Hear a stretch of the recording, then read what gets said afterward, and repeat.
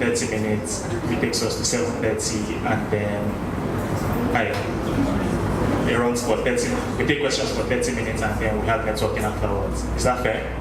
Right. So it's a packed session. I hope that we make the best of it. But trust me, it's going to be very interesting. All our speakers are in the house. Ezra is back there somewhere. Adia is in the meeting right now, but she's going to jump on. So, for those of us that this is our first time at Andela, welcome to Andela. What does Andela do? Okay, just kidding. Andela helps companies scale the engineering teams. So basically help companies grow and scale the engineering teams, basically using distributed talent. I'm not sure what that means to all of us, but that's what Andela does. Babajide will go into more details on that. So yeah, let's spend the next 1 minute doing quick introductions. Is that fine? All right. We'll just quickly run through your name, what you do, and then why. Hi everyone. My name is Abdul Momi. I'm a software developer here at Andela. JavaScript and Python stack. Thank you. Hello, my name is Yomi Nigeria. I'm a PR online publicist. So my name is Olayinka Olashiri, and I'm a content writer. Hi, my name is Shalom. I'm Rails dev at Andela. Hello, I'm Adia, the student at University of England. Hi, my name is Yinka Babalola. I'm an economist doing research on the ICT sector. Hello everybody, my name is Okobora Kristen. I'm a SAP FICO consultant. Hi everyone, my name is Fela. I run a leather brand known as Sandbata. Hi everyone, my name is Temina. I'm a physicist and as well a software developer too.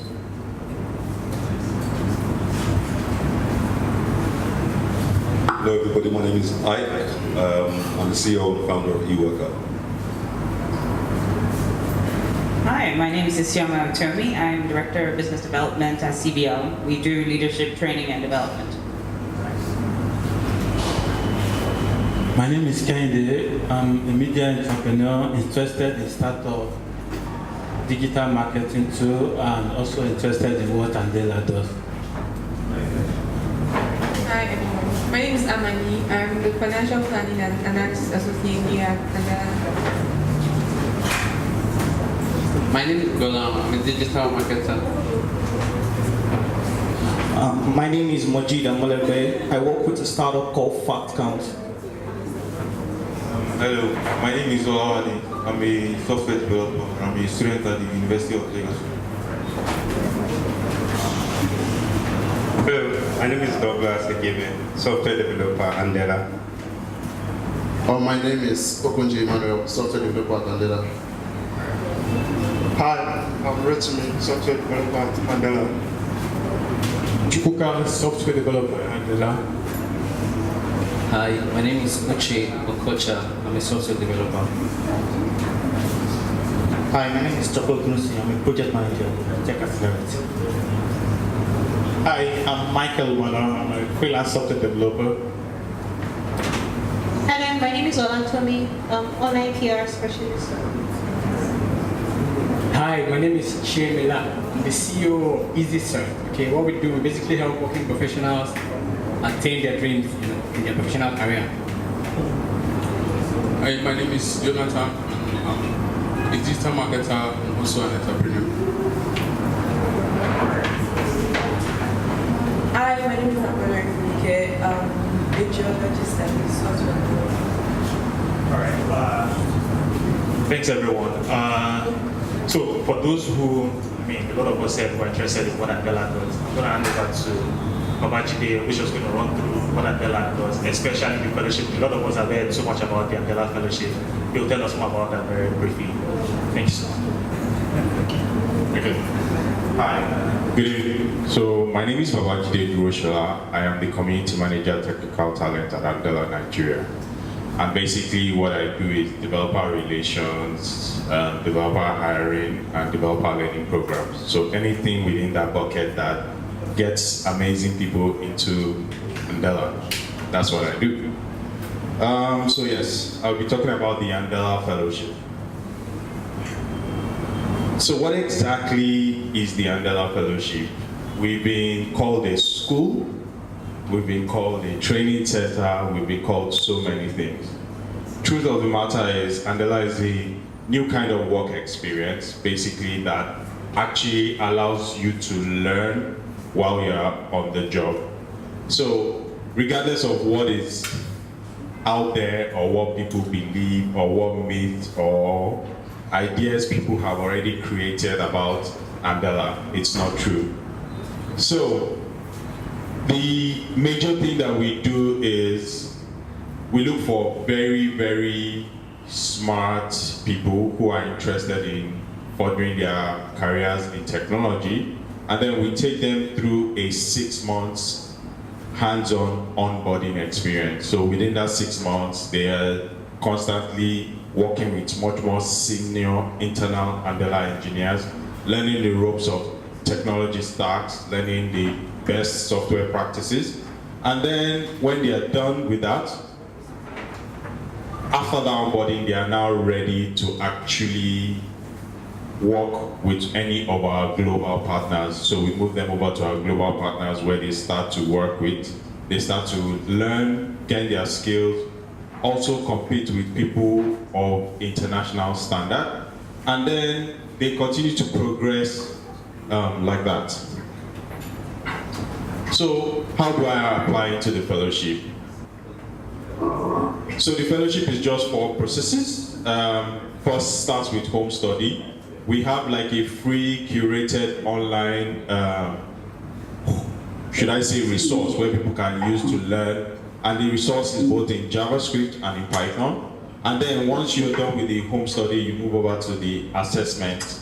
The first assessment is the personality assessment. So we just usually like to check, okay, what are this person's values? How does this person react within different situations? And we match that against that of already existing Andelans.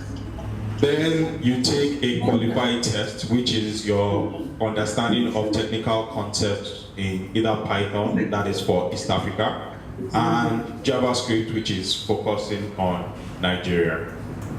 Then after that, we invite them to like have in-person interviews where they review a set of code that they worked on, just to understand their thought process in how to solve problems.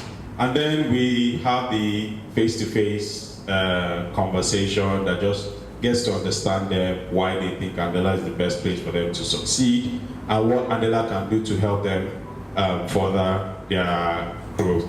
This is mostly driven by Andelans and people who are in the fellowship.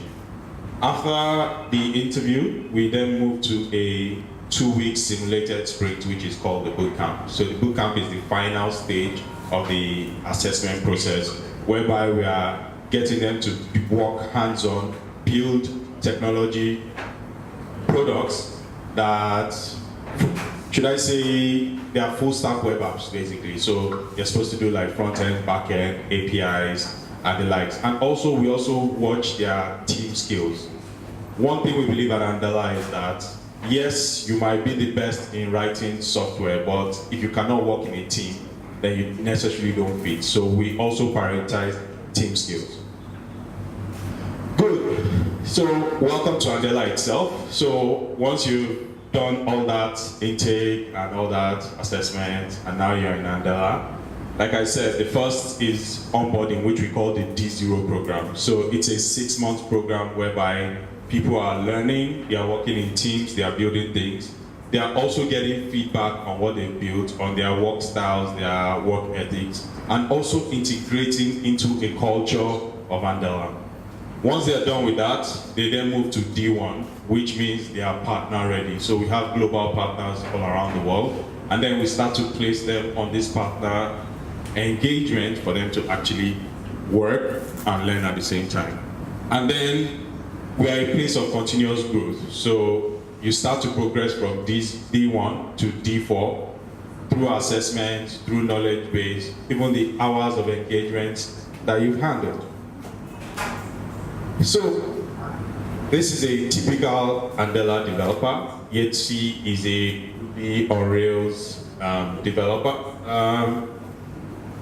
Yeti started in 2015, and something about Yeti is she's very, very passionate about technology and how we can use technology to solve African problems. So Yeti is the founder of Tech in Pink, one of our bright stars. We hope that she's going to actually change the face of how people look at technology in Africa. So this is just a profile of our developers. We have diverse profile because we are big on diversity. And yes, life in Andela, thanks to Rotimi and the comms team, they've been able to paint us as one of the happiest places to work, which we are. So we take a lot of life events very seriously. So birthdays, when people are twinning, wearing the same outfits, we always try to capture those moments. We love our office space. We love our office space. We treasure it. We celebrate cohorts, those who came together when they clock 1 year, 2 years, 3 years, 4 years. We're always constantly celebrating them. Diversity as well, because we have other centers. When people from other centers come, we kind of like, yeah. We are very big foodies in Andela. As much as we code is how much we eat. So that's a lot of eating. So you have Krispy Kreme come, you have, what's the Soviet guys? Hans and Rene, everything. We just like food. There's always cake, there's always snacks, there's always food. Oh yes, and this week is Health Awareness Week. So we even, in as much as we like food, we take our health very seriously, which this slide shows as well. So we celebrate birthdays a lot. Like I said, there's always cake. Like every day, cake, there's always chocolate too as well. Yeah, so that's a picture of our co-founders on the top right corner. We have Bryce, we have E, we have Ian, we have Christina, Jeremy, and Nadaya. That's one of our developers, Rotimi. And besides that, we told you we take health and wellness serious. Yes, we like food, but we're also very healthy people. So if you look, we check skills, BMI, our dentition, everything. So this week has been amazing because we've been having like people from natural hair to optometrists to dietitians all coming just to talk to us about awareness. And yeah, Mark Zuckerberg came sometime, I think. Yeah, sometime. Wonder who that guy is. So, Andela, we believe brilliance is evenly distributed. If you want to join now, that's the link to apply. The link is andela.com/join and Andela. Thank you very much. Question?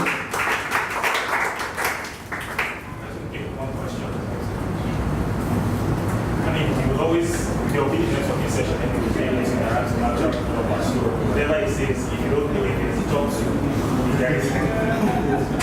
Let's take a question. What's the other line? Hello. I just want to ask if people develop solutions for individuals or corporate organizations. So Andela's model is to work and extend engineering teams. So we do not build solution from scratch that we intend to sell off the shelf. That is something we might do, but for now we don't do that. All right, thank you so much, Babajide. We're just going to segue from there into the conversation we said.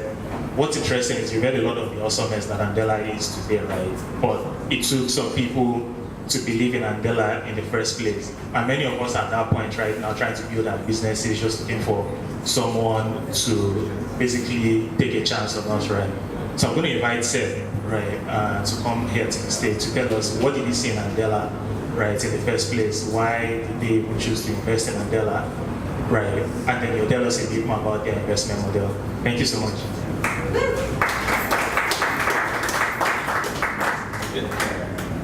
Hi everybody, my name is Seth Berman. I'm in from San Francisco, California. I run a venture capital fund called Sowho Ventures. And I want to tell you a little bit about our journey with Andela, how we found out about Andela and decided to invest, what we think is so special about the organization, and what I think about the whole Nigerian technology and entrepreneur ecosystem. So our journey with Andela actually starts in a strange place. I don't know if you guys are familiar with Dublin, Ireland, but the whole connection actually came from a train ride. So there's a conference that used to take place there called the Founders Forum, and they invited entrepreneurs and investors from all over the world to come here to talk and get to know each other. And there's a famous beer in Ireland called Guinness. How many people have heard of Guinness? Maybe raise your hands. Only a few? It's a dark, dark beer. It almost feels like you're drinking a meal. And so they would bring all the founders out to the factory outside of Dublin. And on that train ride, one of my business partners sat next to an entrepreneur. The entrepreneur started talking. They talked for a long time, 2 or 3 hours. They talked about companies they wanted to start, what was happening in the ecosystem, and they stayed in touch. They would write emails back and forth, a couple months at a time. And after 2 years, that entrepreneur came back and said, hey, I have an idea for a new business. I'd like to talk to you about it. And so my business partner and I met this founder in a coffee shop in New York City. It was a small coffee shop, actually. Remember, there's nobody else in the room, big table. And he sat down, he goes, I have this whole idea around talent in Africa. And we're this venture capital fund that's based in San Francisco that invests in companies in Silicon Valley. And we said, talent in Africa? We didn't know there's talent in Africa. He goes, the most brilliant people in the world I found in Nigeria. And we were like, well, tell us more. And so he said, I just went on a trip there, and I couldn't believe how smart and driven and intellectual were all the people that I had been meeting and all the companies that were starting there.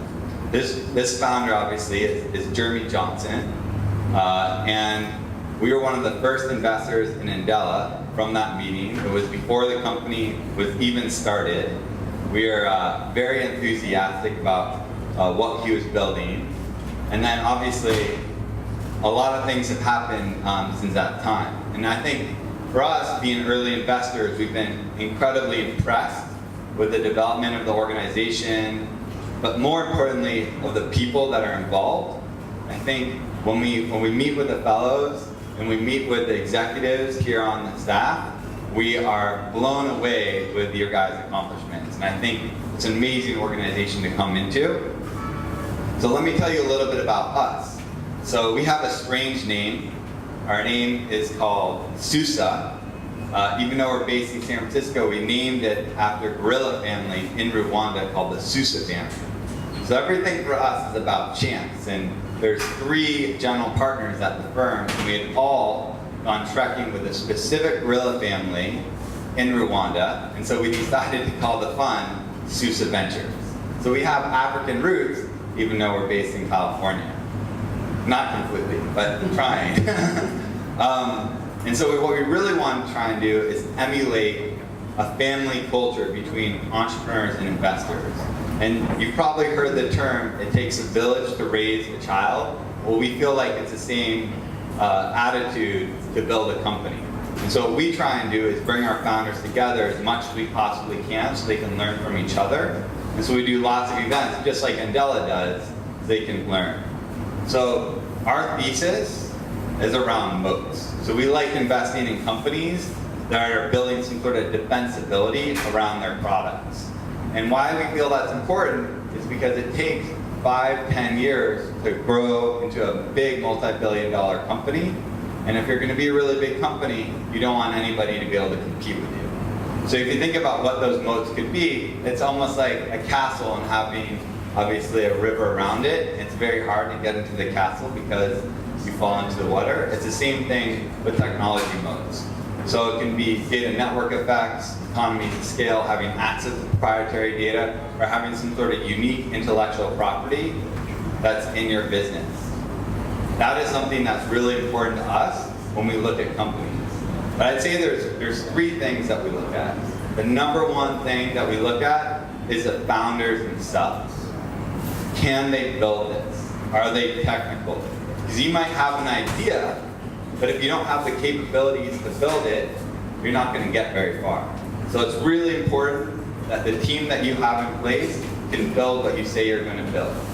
And so we'll do a lot of reference checks. We'll see how those people work together, what their colleagues thought about them, what's their attitude, what's the culture of the company going to be, the culture of their work environment. That's very important. If you're going to build a big company, you need to have a very strong culture. I think Mark Zuckerberg has done an amazing job building Facebook because he almost has a cult mentality of people that will do anything to try and make the company successful. The next thing we look at is the market size. Is this a really big market? Do we think this is going to reach everybody? Do we think this could reach people outside of Nigeria and other countries in Africa? Or is this something that's more niche, that has a smaller possibility of being something much larger? And then obviously, we look at the technology. Is this something that's really interesting, exciting? Is there other competitors in the field? Is it a crowded market? Or is this kind of a new opportunity that nobody has ever seen before? So we combine all those three things, and then we do a lot of research to be able to figure out, if it's a good investment for us or not. Once we decide to make the investment, we usually write a check of anywhere from $250,000 US to $1 million at the very beginning. But if the company succeeds, we'll keep on putting more and more money in. So we'll put up to 35 or 40 or even $50 million in the companies that are succeeding. So we want to keep on ramping up with the companies. So in Nigeria, even though we're based in San Francisco, we've invested in 3 companies that have a presence here. Obviously, Andela was our first investment and really made us think about how interesting this ecosystem is. ChatDesk, which Anita's back there, is the second one. And then we also have a third one called Smile ID, which does KYC compliance, know your customers. But we're very interested in investing in more Nigerian companies. We think this is a very exciting market. There's a lot of people that live in this country. There's a lot of very smart people. There's great engineers. And we feel like there's so much opportunity here that we want to be a part of it. So we've been talking to Andela about, when the fellows graduate, will they start businesses? Because if they do start businesses, we would love to be involved in helping them build businesses to be very large. So I'm going to tell you a few companies that we invested in and successes that we've had. So this is a US company, but has anybody heard of a company called Robinhood? No.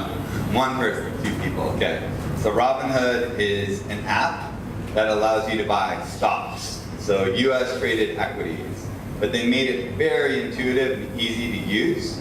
So there's no fee and there's very low friction. So if you want to buy Nike or Apple or Google stocks, you can put in any amount of money and it doesn't cost you money to buy those shares. We invested in the United States, valuations are probably a little bit different than here, but we invested at an $8 million valuation. 2 of the guys both have PhDs, one from Stanford and one from UCLA, and they worked in the high frequency trading industry. And they basically formed a wait list to get people excited about the business. So they did marketing and PR to tell people about what they're going to build. They created this very long wait list, and then they launched their product. And basically, since they launched their product, their graph has been going straight up. And this past year, they raised money at a $5.6 billion valuation. and they raised over $500 million. So that was only 4 years old. So very, very fast growth, and they've raised a huge amount of capital. We have another company called Flexport, which does global logistics. Global logistics is basically moving things around the world. It can be through ships or airplanes or trains. And this company has made it all automated. So it's very easy and transparent to see where your goods are. If you're shipping from Nigeria to the United States or to Europe, it's made it very easy for those companies to do this. We invested at a $5 million valuation, and they're about to get a $2.5 billion valuation. They've raised close to $350 million. And so what we want to do is build multi-billion-dollar companies. And we feel like Nigeria is a place that we can do that. We don't want to build a couple $100 million companies. We want to build 10, 20, 30, 40, $50 billion companies. And we think that Lagos is actually going to be the city that does that first on the continent. So we're expecting all of you to come back to us to build these companies so that we can all be successful together. So I just want to open up for questions. If you guys have anything that you want to talk about specifically, happy to cover them. We can start over here. So we're going to take 3 questions. That's mine. 1, 2, and then who's the lucky person? Okay. All right, let's start with him. Number 3. Hi. So my question is concerning investing in companies, right? What do you look at to decide that a particular investment was successful for putting in more money? Before putting in more money, yeah. That's a really good question. So his question is, before we put in more money into a company, what do we like to see? So there's different types of companies. There's consumer-facing companies, and there's business-facing companies, and then there's what we call deep technical companies.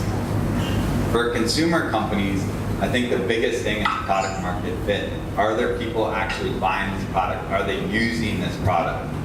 For us as investors, it's very hard to predict consumer sentiment. So we don't know what people are thinking. So if the product is not launched and it's consumer, we just don't know if it's going to work. So having traction with the consumer set is very important. For businesses, it's actually a little bit easier because you can go talk to those businesses and say, hey, listen, is this something that you need? And if they say, yes, this is something that we need, we can make an investment. Or you have people actually using the product. I think for those 2 spaces, the most important thing is engagement. So whether it's consumer, are they actually using the product? Are they buying it and they're continuing to buy it?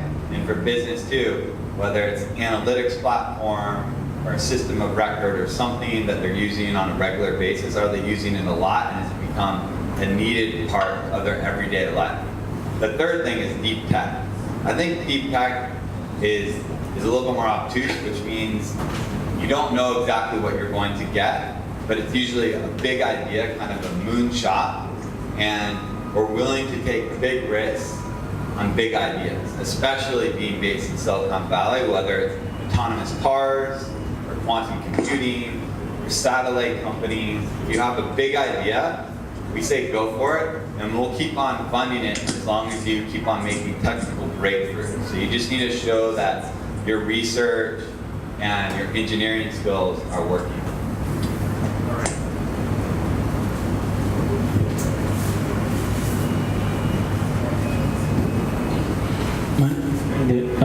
I believe you would have done a lot of research about tech startup in Nigeria because you won't want to invest without enough data. Recently, unfortunately, we've seen some tech startup dying.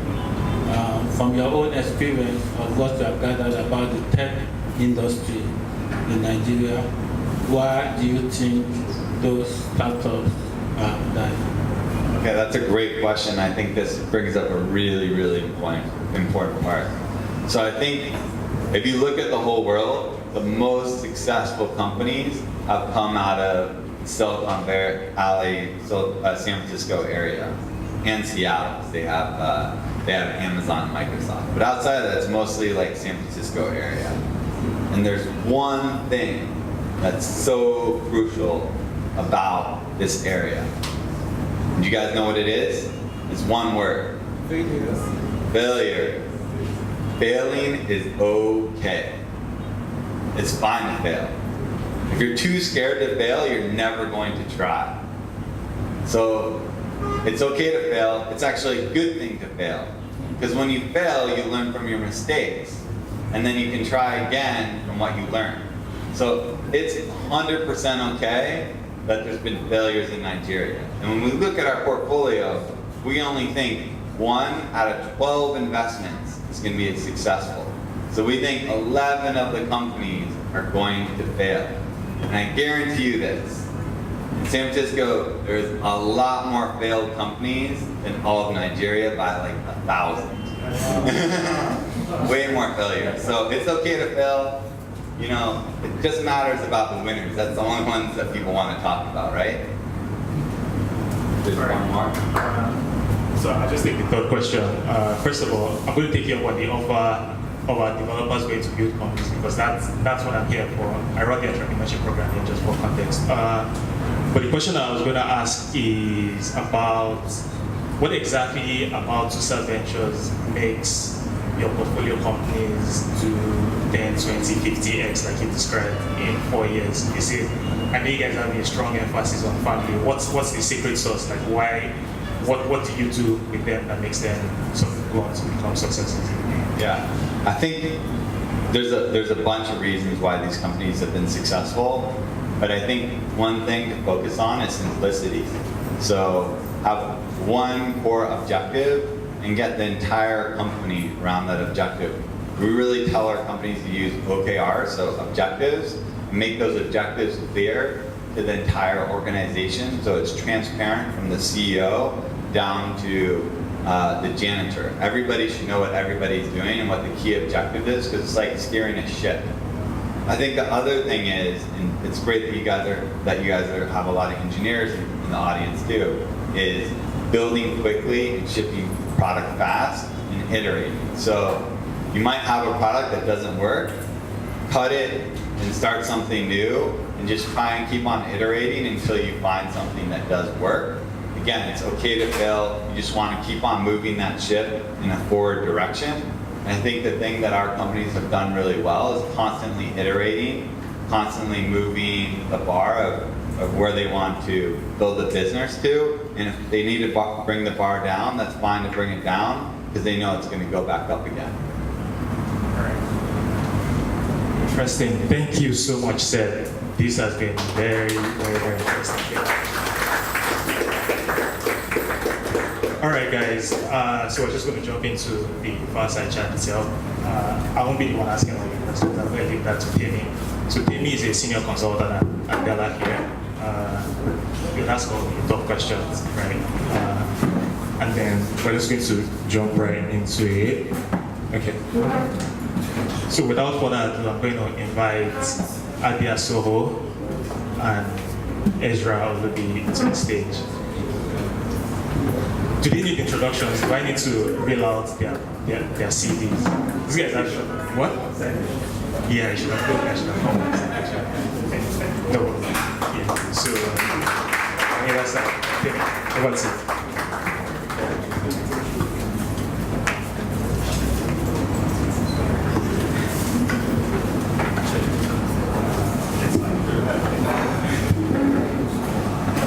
Hello everyone.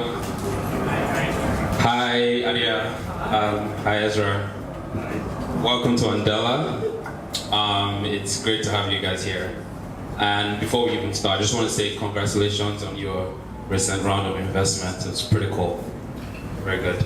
All right, so maybe we should just get right into it, right?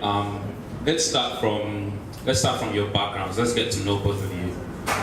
So where were you born? Where were you raised? Just tell us a bit about yourselves, please. All right, so born in Lagos, raised here too. I went to secondary school here, Nigerian Navy Secondary School. Hopefully nobody goes there anymore.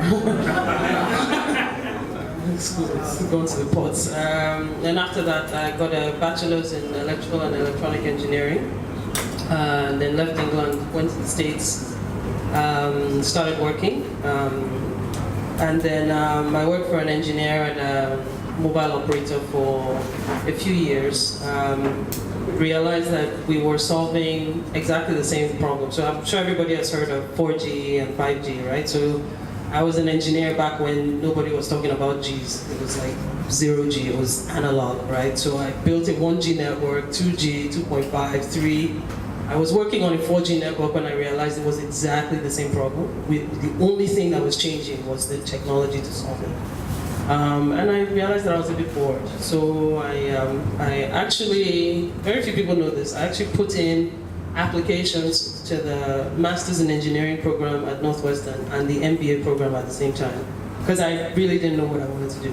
But the MBA deadline was first, so that one, and they got back to me quicker. So I ended up doing an MBA. And then after that, I transitioned into management consulting, and I guess that was when I sort of crossed over to the dark side.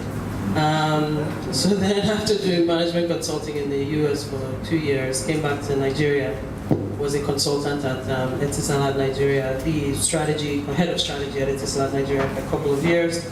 Then moved into digital services. So basically just helping Etisalat as a company work with startups to deliver much more interesting products than our basic minutes and megabytes, to customers, because in the digital age, that's what people are looking for. But now I think I've crossed all the way over to the dark side, being in a startup myself, and saying things like fundraising and MVP. But yeah, God bless all of you when your time comes. All right, so it's basically the same question. We just want to know where you were born, where you were raised, and all of that up until now, so we get a bit of background on. Yeah, fine. She said a lot. I don't know if I can beat that. So I was born in Ibadan.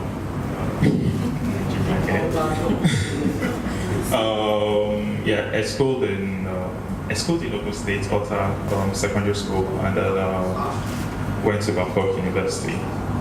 Studied computer science there, and got out.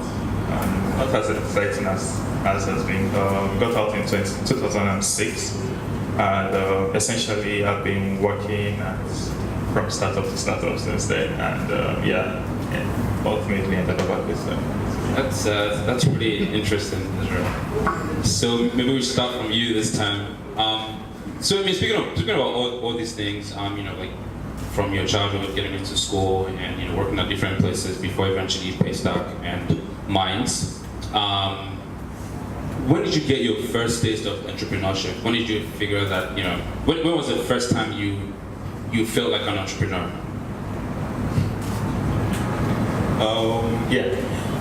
So I think this will be perhaps I'm guessing felt like an entrepreneur means seeing like a problem and like thinking, okay, this is like worth solving or something. Absolutely. Yeah, all right. So the company I was with back in 2007, we built like this little product that was supposed to like vend airtime for people at the time. And you want to tell us what it's called? Reload Engine. Reload Engine, cool. Yeah. So one of the challenges we faced at the time was that a lot of people weren't exactly. This was before the iPhone, and our mobile internet wasn't as ubiquitous as it is today. So people were mostly like using the internet at their place of work,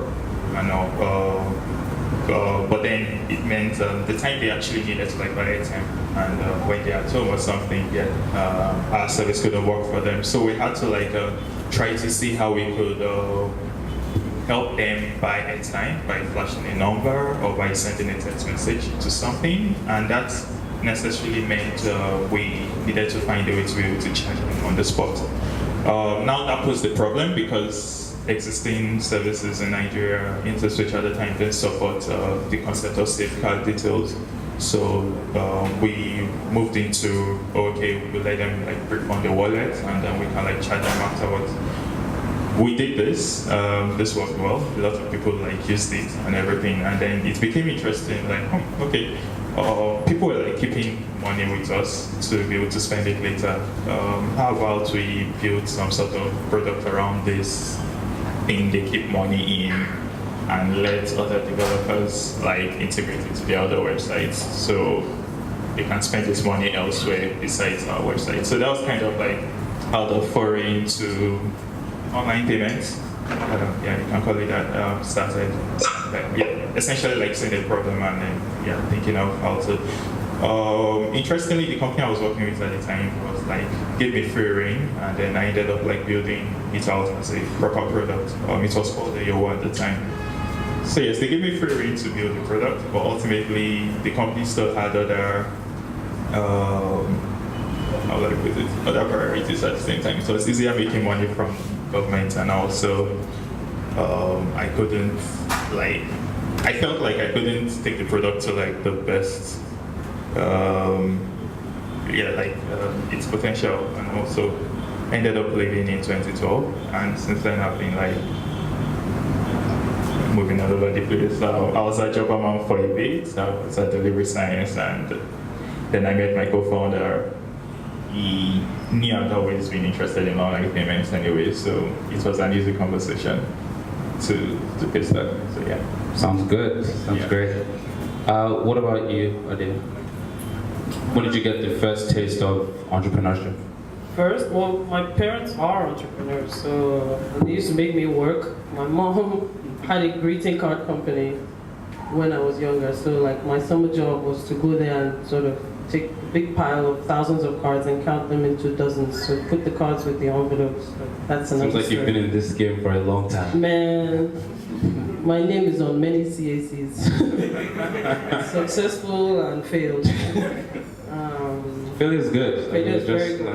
I love failure. Just, don't make the same mistake twice. That's kind of my, I say this to all my teams. You ask a question. Just ask, just keep asking. Just don't ask the same question twice.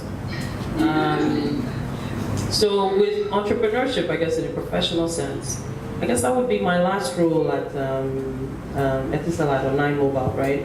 Because I was given no resources, no budget, and just told to step into a space and make money. So nobody believes that. Right? Like all the startups, I had maybe about 200 startups that I worked with, right? And our goal was to sort of take their tech or their product or their content and find an audience for it within the customer base inside 9 Mobile, right? So in terms of the lack of resources, we definitely experienced that in my team, because it's like Ezra's experience, right? The business knows how it makes money from very sure sources. Telcos know how to sell minutes and megabytes. Anything else is jalbajantis, right? And the department became known as that thing that Adia is disturbing everybody with, right? So it was funny. I seemed like the big telco to the entrepreneurs, but to the telco, I was the annoying entrepreneur always looking for attention, right? So I think that's when I first got the taste, right? It's just, how do you sort of sit down, create a product? What is your MVP? How do you figure out whether customers are going to like it? How do you test? How do you learn? Like, if you go back to my team now, we created something where we ranked our products based on risk. And that risk had 2 dimensions, whether the customers are going to like it and whether we could actually launch it. And all the really, really crazy, interesting stuff usually started in the outer ring, where the risk was just high, where we really didn't know. This was where I was putting AR, VR stuff, where we were putting lottery and betting 5 years ago. That's how long ago we were thinking about that stuff. That's where we put 9Pay. I mean, you've seen 9Pay on billboards maybe, right? We put that was way out there, right? And then you kind of, figure out, all the kinks and the business model and the legal and the procurement and what you have to buy, right? And then you're able to get somebody to pay you for it, right? Then you're now like, okay, how many people can I get to pay us for this new thing that they've never seen before? And then you move on towards scale, where you can now sleep and wake up and know exactly how much you're making, right? It's no longer, too risky. You can rely on the revenue and the growth. So I think that really gave me a taste of, starting from, as much as you can get to zero, within an organization, right? Granted, I wasn't buying diesel. I wasn't like picking out my own furniture like I'm doing right now, right?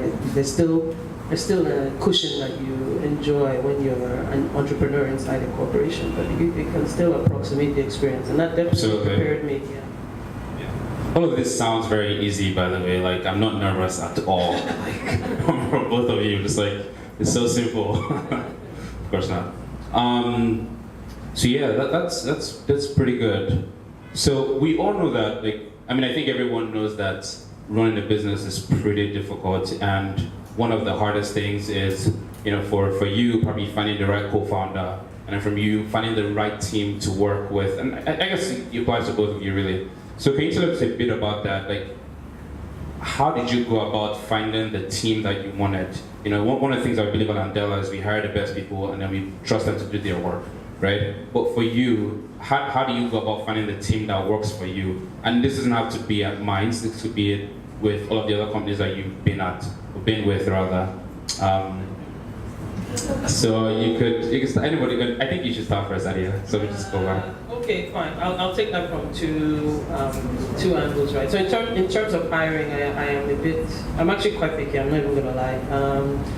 One thing I picked up from consulting is that you have to do something called the pizza test. So because as consultants you... Can you share what that's like, please? Yes. So because as consultants you fly around a lot, and you often end up with a delayed flight. You're not stuck in the airport with somebody, right? The question you start asking yourself about that person is, okay, if there's pizza here, would I share it with this person? Would I actually enjoy, that time? And I think that a lot of people underestimate the importance of the pizza test, right? Because it's important because when you're in an entrepreneurial environment, you're not entirely sure, you don't have full clarity of the problems you're going to be solving. So you need to be able to be with somebody that you have a level of comfort with so that you can express what you need and you can express any challenges or constraints that you have, and together you can solve them. If that spiritual connection is not there, just don't even bother. I mean, like, no offense, but like, just don't bother. And I had to sort of, even when my team started hiring for our team, I would tell them, if there's no spiritual connection with this. I hate to sound so trite, but like, if it's not there, it's not there. You have to actually like who you work with, like, to a degree. You don't need to bring them home, but like, you have to actually be able to enjoy their company. And even with, Ekechi, my partner at Minds, I was on the other side of the table for a year and a half, right? So we really got to know each other. So we fight, we argue, and the way he said it, embarrassingly, is that I used to be his boss, but clearly now he's my boss because I work for him. But through that time of beating this product into shape from Minds, right, we got to know how each other work, and we got to know, how to plow through challenges. So I think that's very important. Thank you. Okay. Yeah. I mean, everything she said, and also I think something everybody should know is like the culture of the company. At the end of the day, is largely dependent on the first couple of employees, and most importantly, the person you choose to partner with. And also, it's kind of first of all, like, having like the sense of what exactly do you want to do, and how do you see that thing running, and that will help narrow it down into like picking the right people to like partner with. I mean, it was very easy for me to work with each other. Like, that's my co-founder. You guys have known each other for a long time, right? Do you want to talk a bit about that? But is there anything to say? I mean, for people who don't know. Okay, we met. How long? Okay, we met back in university, just as soon as we got into school. I think I participated in the first software acquisition back in my undergrad level. He also did, and then that's how we like became friends. So we're basically the two guys that were very much interested in programming throughout school. That was that. There's nothing more to it. We got out of school. He actually got me my first job in because I mean, I described where I was born and where I had my secondary school. There was no Lagos there, so it was Trishala. He did he built some product for some company on the island during his internship. So he said he had another job, and he told them, "Oh, Ezra can manage it." So that's how I got the job. So we've basically like been working together since then. But yeah, so it's easy to like know that, okay, yeah, this is someone I want to work with. I like his drive, especially when it comes to like getting things done. As much as he has been on like the business side of things for a while, he still knows when to get his hands dirty and actually get the work done. I mean, my colleagues that are here can like testify too. Every now and Easter writes your quick statements when he wants to these days. Yeah, we're gonna get into that. Yeah, but anyways, yeah, that's besides the point. But like I think, like I said about the importance of the very first couple of people that you bring on board, like you can't overlook that. So from our own perspective, clearly it started with like people we're close to, people we could vouch for, people that we know share the vision, share the work ethic.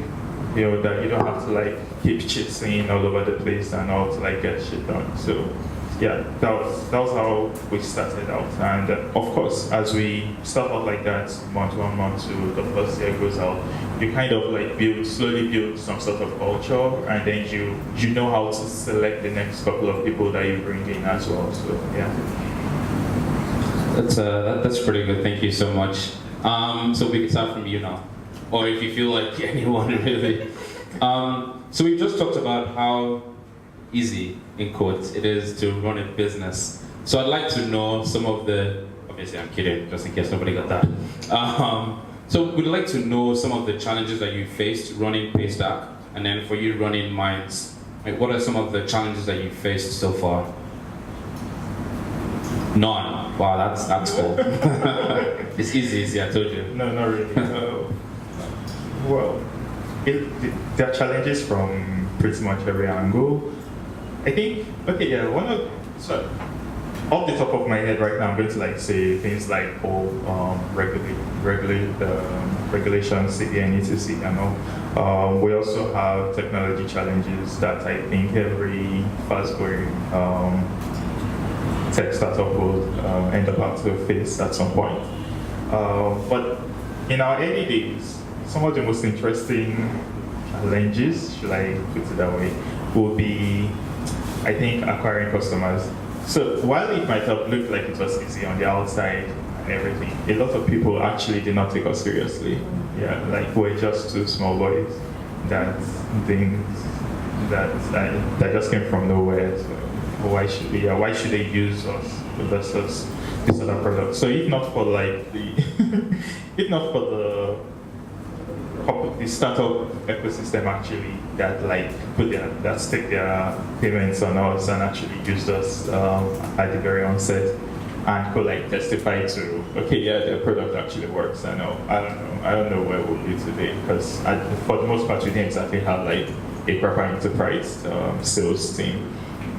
These days that has changed anyway. So so back then as well, it even goes beyond customers, even partners, trying to like partner with banks or other people in the payment chain and all that, and then just thinking, who are those guys? It's never mind. So yeah, that was like a big challenge, but we were able to like get past that by just doing the work anyways and letting the work speak for itself to like prove that this guy's actually up to something. So yeah.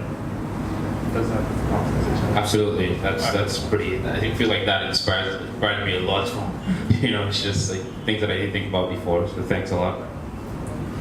I think the business challenges are there. They're real. They're there all the time. But I think maybe I'll talk a little bit about the personal ones. I think that it's easy to sort of lose yourself to the work.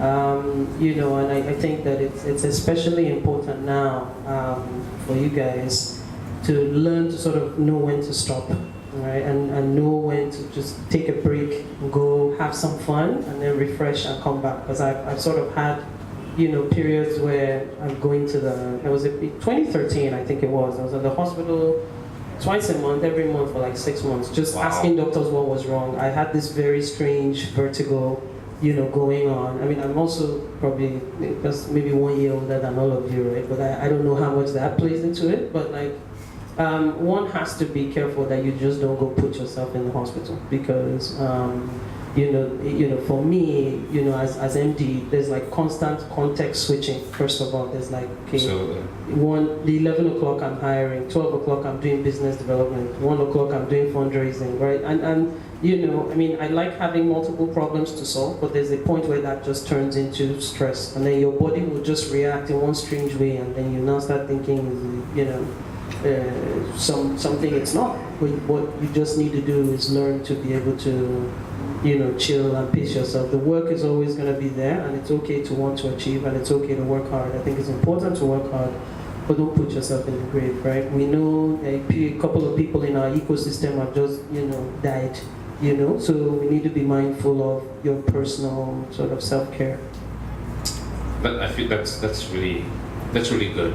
That's definitely something to keep in mind. So thanks a lot. So just one of the things that I wanted to ask you, speaking about like yourself, trying to get this the right way. So basically,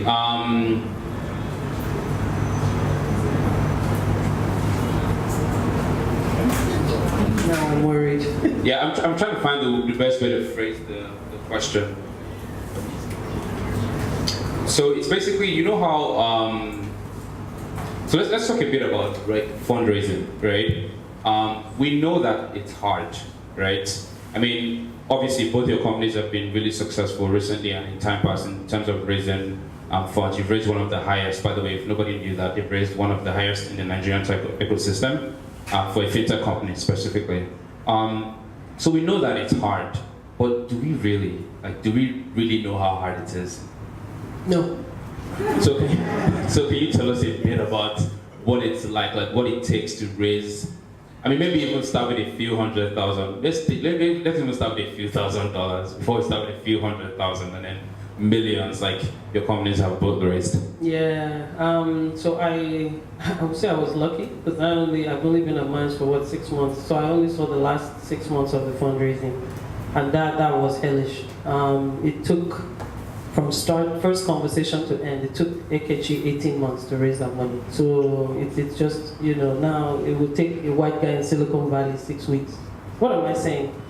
So the other founder in our company, one of the other founders, is a guy called Professor Kunle Olukotu. He's a Stanford professor, right?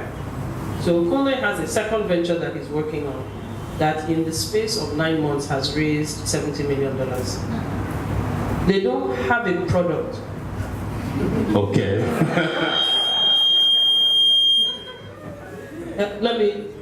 We have not seen this thing. We that had profit 18 months. So what that taught us is that you really have to make sure that you have the right story to get whoever's money you are getting. Amen. And if you look at our investor list, we have Nigerian investors, we have European investors, we have Silicon Valley investors. What we discovered was that the story for each of them is completely different. Right? The Nigerian, we are in Nigeria, this is a low trust environment. Right? Any investor wants to understand, I'm giving you X, I am getting back X times what? There's no room for X minus. It is X times. And then we that we are in tech, somebody just left here saying he expects 11 out of 12 companies to fail. Who side? Not in Nigeria. What about plus? Is there room for plus? No plus. Oh, no plus. That's a pretty high bar. No. This is what I'm saying, that the bar is high. So to be honest, it should influence the problems that you try to solve. Right? Because we don't walk into a room saying, we don't walk into a Nigerian room saying we are a tech company. We walk in saying we lend people money. This is a context for business that Nigerians understand. Nobody wants to know about your algorithm or machine learning or what it's doing in its spare time. Nobody cares. I lend, I get it back. What's your NPL? Finish. Now in the valley, that's when we bring out Kunle and say, Kunle, professor, go and tell them how smart you are and that your algorithm is curing AIDS, and then let them give us money. Do you understand? Right? And then the other thing, like with the European investors, what we heard was, can a Nigerian investor lead this thing first? If you've not convinced the people in your house, how are you coming to ask us for money? They just wait. Meanwhile, the Nigerian investors are the hardest to convince because unfortunately, money here is hard. Right? You have to sort of have a lot of proof in your pudding before you get money, and the expectations for how quickly to come back and the quantum that comes back are very high. That's why those conversations took a long time. The other challenge is sometimes when you go and talk to the impact investors and you don't have a picture of a kwashiorkor child with flies on them, they are not going to answer you, right? So it wasn't easy just figuring out how to describe ourselves in a manner that the investor would understand, get excited about, and put their money behind. So to that end, please, let's not do tech for the sake of tech. Let us do tech for the sake of problems that people with money here want solved. And when you enter a room, you don't need to mention Adela unless they ask you. But please talk about the problem you are solving. Unless you're talking to me who understands tech, right? And I can, but if you're going to your average rich guy in Nigeria, please talk about the problem you are solving first, and not the tech that you have so brilliantly created wherever you did it from.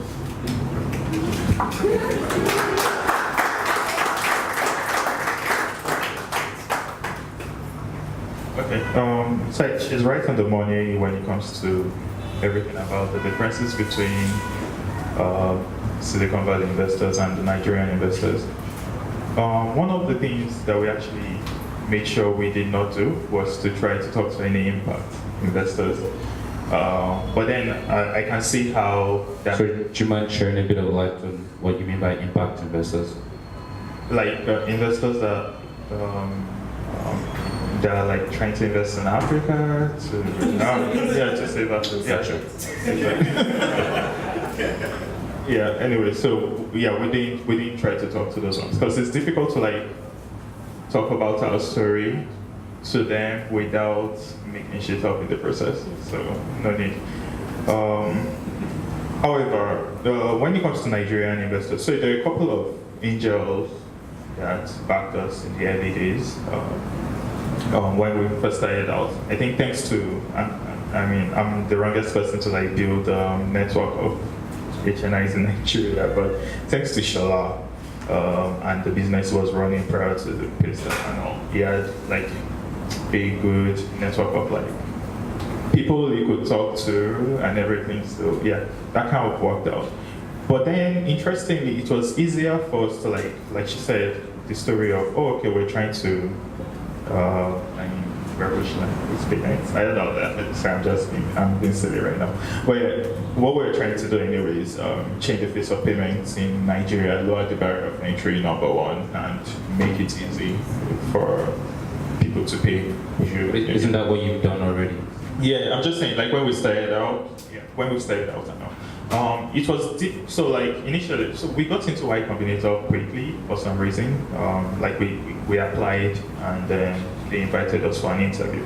So before we went, we actually like were like, okay, we'll be the first Nigerian company to go to Silicon Valley. Yeah. So I'm sorry, for Y Combinator, not Silicon Valley, it's scary. But anyways, so are we sure these people over there actually know what to invest in Nigeria? Like, will they really care about us?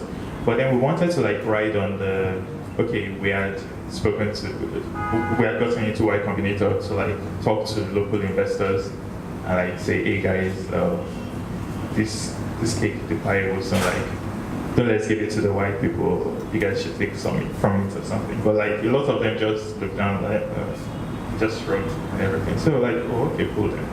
We actually worried. We didn't know what the future of the company would be.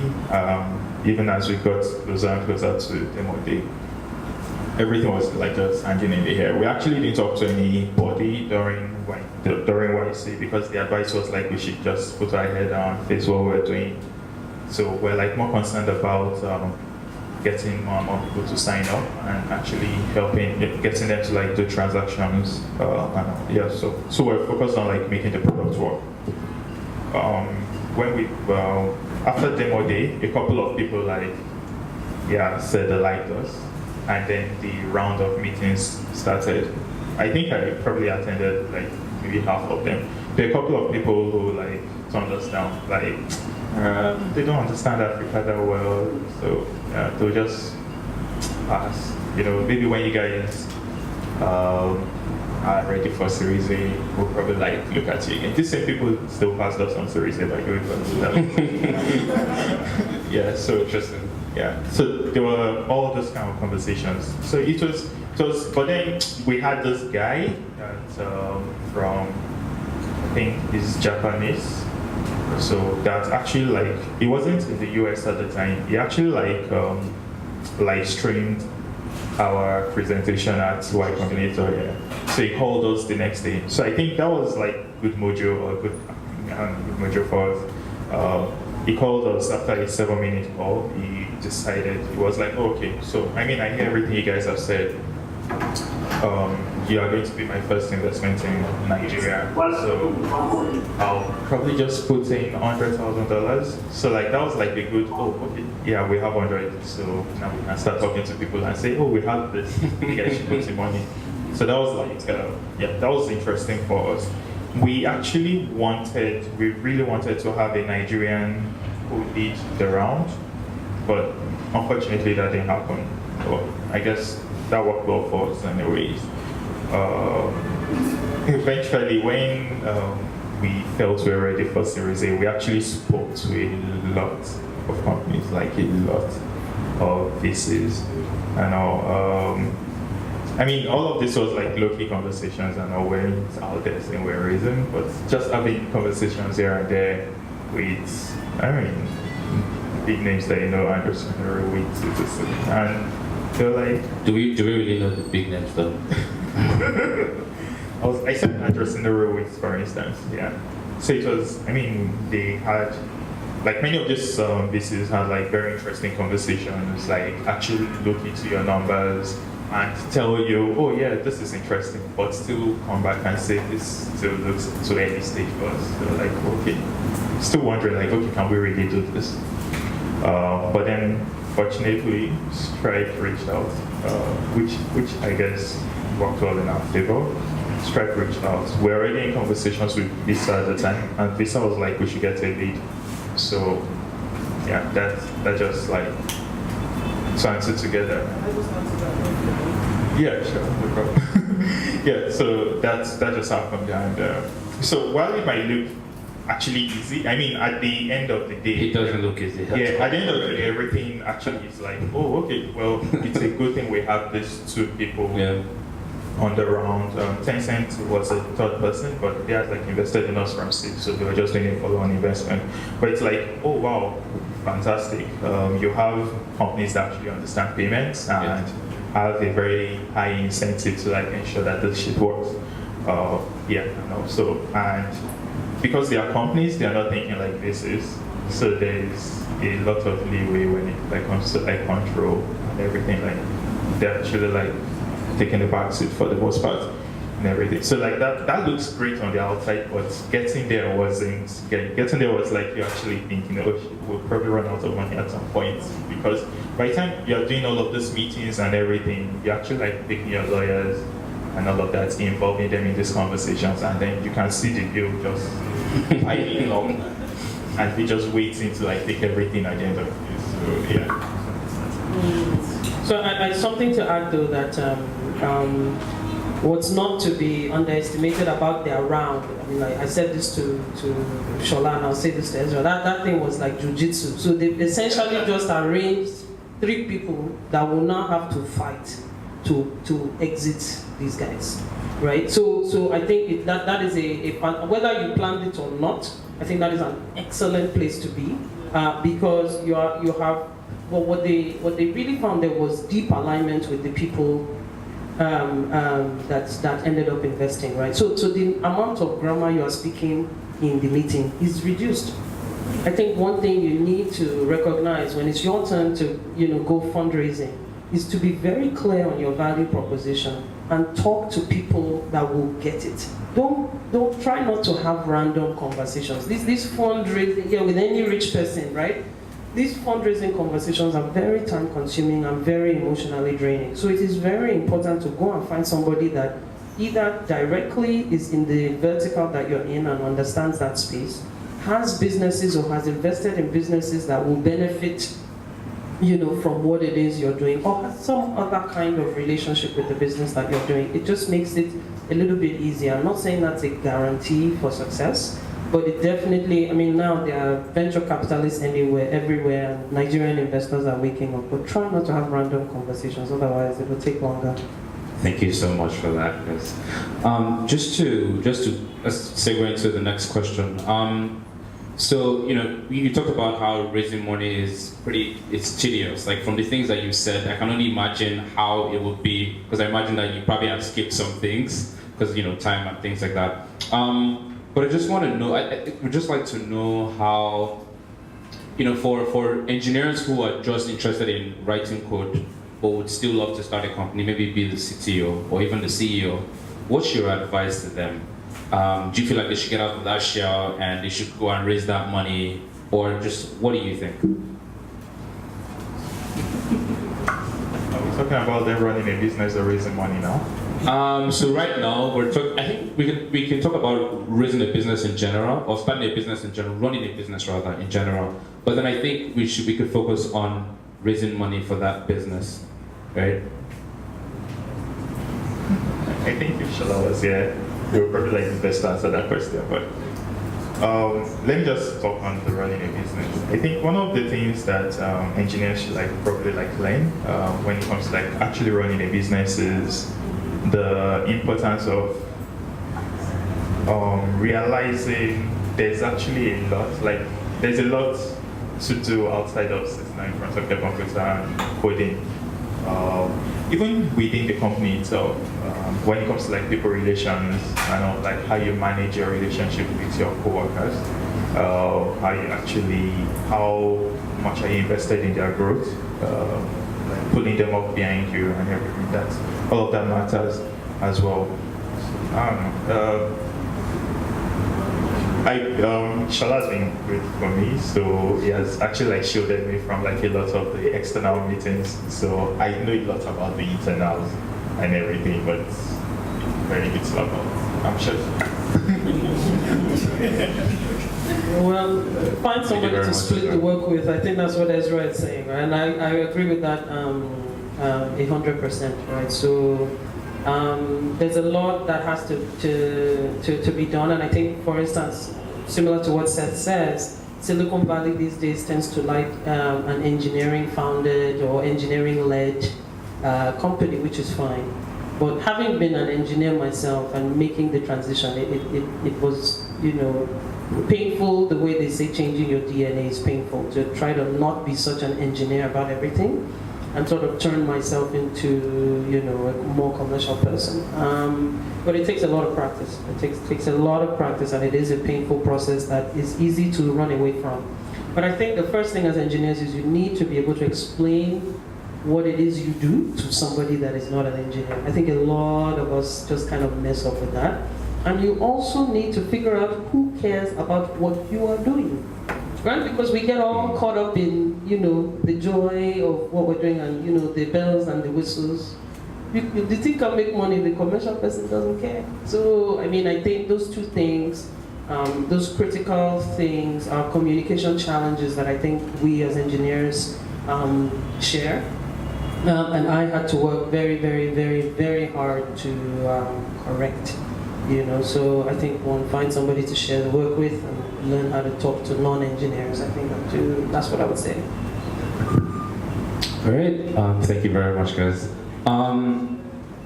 So I think we still have time to take a few questions before we go take questions from the audience. So one of the questions that I've got here is, so, I wanted to ask more about vision, but I think we've already gone through that with what you said before.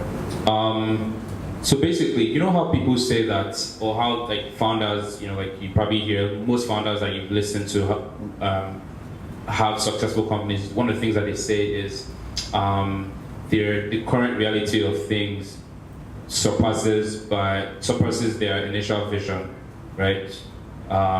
Sometimes by a huge mile, a large mile rather. So one of the things that I wanted to know is do you feel like this has happened to you? And if yes, when did it happen? So like when did the current reality of things surpass your initial vision for Minds or Paystack or like any other company that you've or the other company, Deloitte, Tesla that you've been at? Yeah. So I launched the airtime loan business at a Tesla, right? And that was one of several products. I launched the ringback tone business. I launched 1,000 products, right?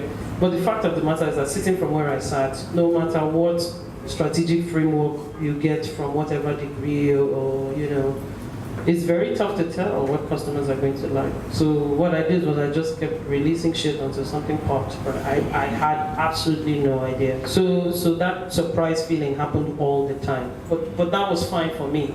I set the thing up that way because I was like, I do not have a crystal ball. I do not know which one is going to work. So I'm going to build a team that is primed to just release stuff and just pump products into the market for customers to then make the determination for me. So when we launched the airtime, loan product, everything was cool. And I saw 100,000 a day. I was like, okay, that's nice. Okay, 200,000 a day, 500,000 a day. It's way more than 500,000 a day now. So think about this thing. Every day, nearly 1 million people on the 9 mobile network borrow credit. There's no way I could have sat down where I was sitting in 2013 when I launched this product and thought that was going to happen. I mean, I thought it would be big, but what is big? You know what I mean? So I think that especially with digital products, just be prepared for a surprise. And also be prepared not to be able to predict what that surprise is. Just give yourself enough room to test. And when you see that it has the makings of something to be successful, then you put your back into it. Yeah, exactly that. Also, I think for us, we've had like a slight advantage of being closer to our customers. Yeah, we're running like a small ship and everything. So, as against the Tesla to so many people. So, what do you want to listen to? Anyways, so it has helped with like the feedback loop for us. There are a lot of things we didn't set out to do day one that we are currently doing right now, which interestingly has actually like been more successful than we imagined. So there's that as well. Like, I mean, in the early days, I was actually like, I was actually the guy that the customer like says, oh, why can't you do this or something? I'm like, well, we didn't say we did that, so why? But I mean, the more you like hear this request and everything, the more it kind of like appears, okay, there's probably like a value proposition here and everything. So, and then you decide to do something about it, and then you realize, oh wow, it's even like bigger than we imagined. So, I mean, after laying that with one of our products, our disbursement product right now is actually like it's doing numbers that kind of almost rivaling our collections, which is like what we set out to do. Even though it's still our collection of numbers that we publicly talk about and everything. But anyways, the disbursement is actually doing very well. So that has kind of like let us realize, I mean,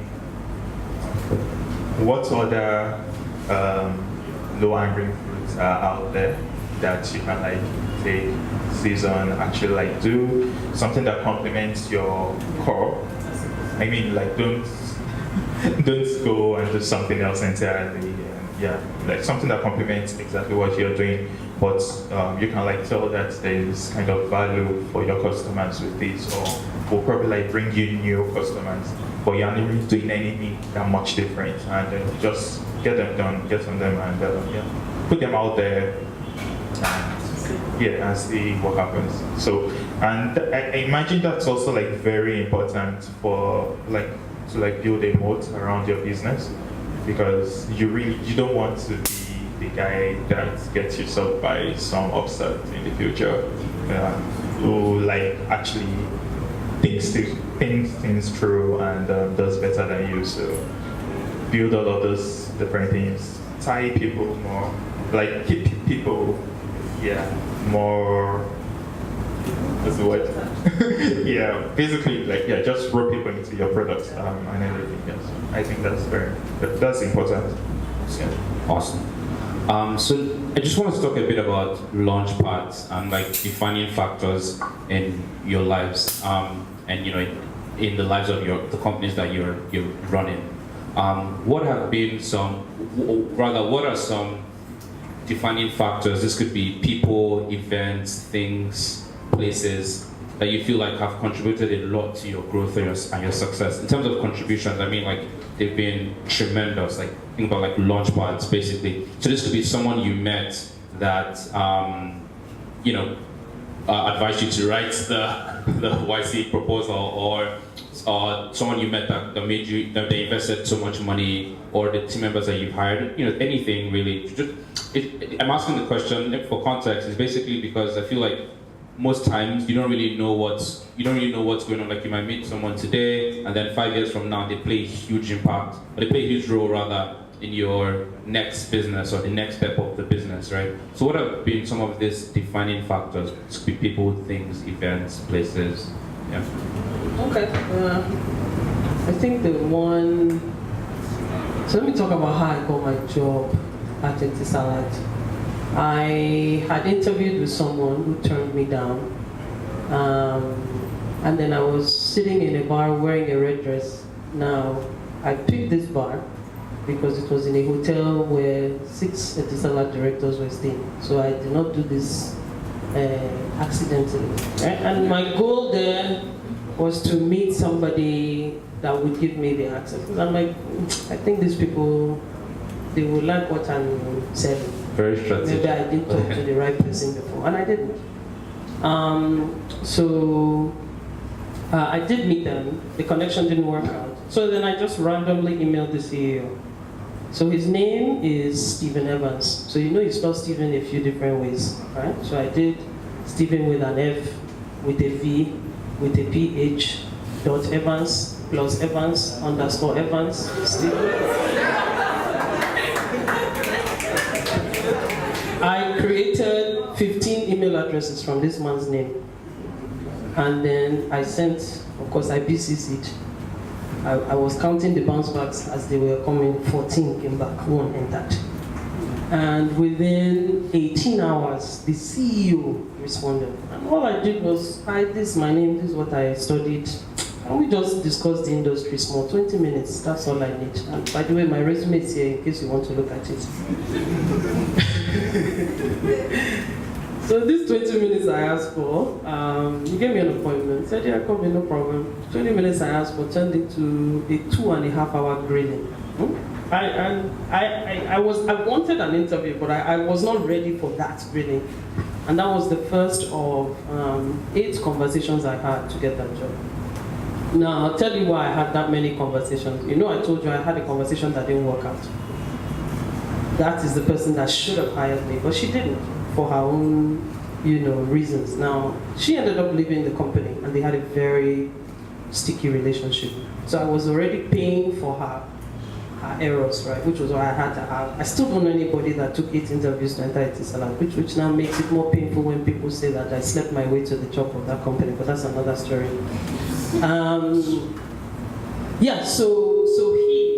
So he gave me a chance.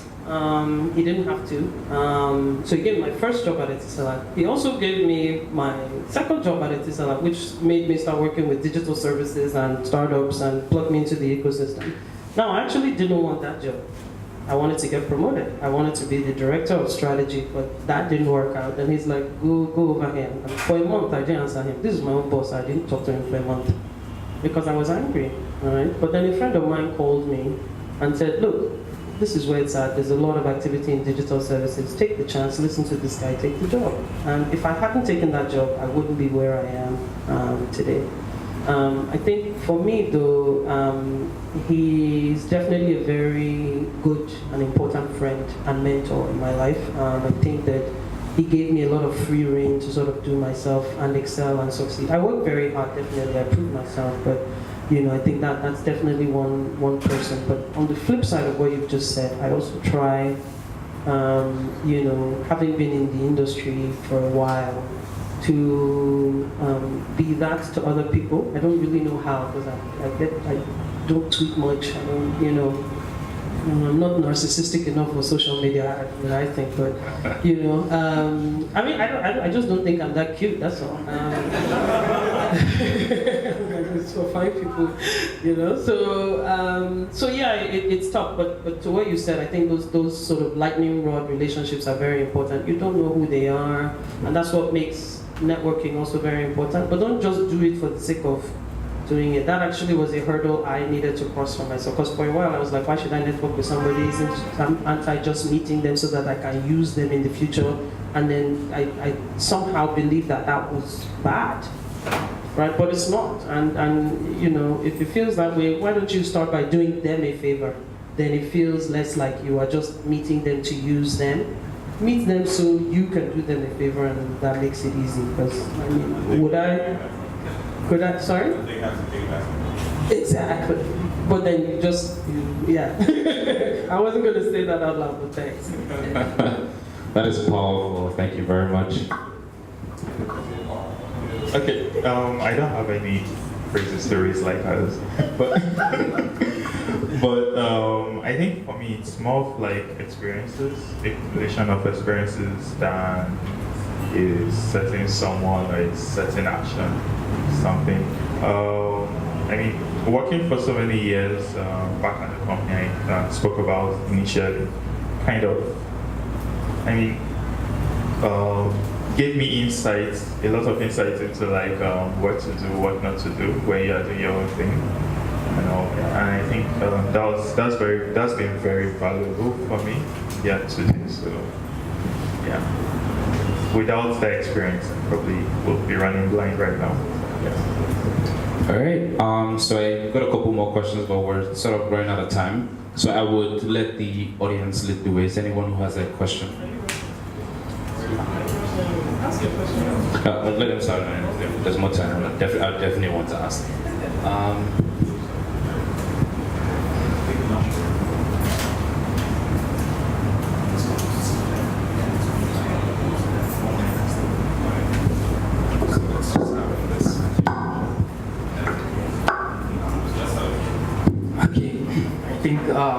I have two questions, and they're for Ezra. So, the first one is, how do you keep your alignment? Your vision alignment with your co-founder. The second question will be, do you ever get an offer to get acquired? If yes, how did you handle that?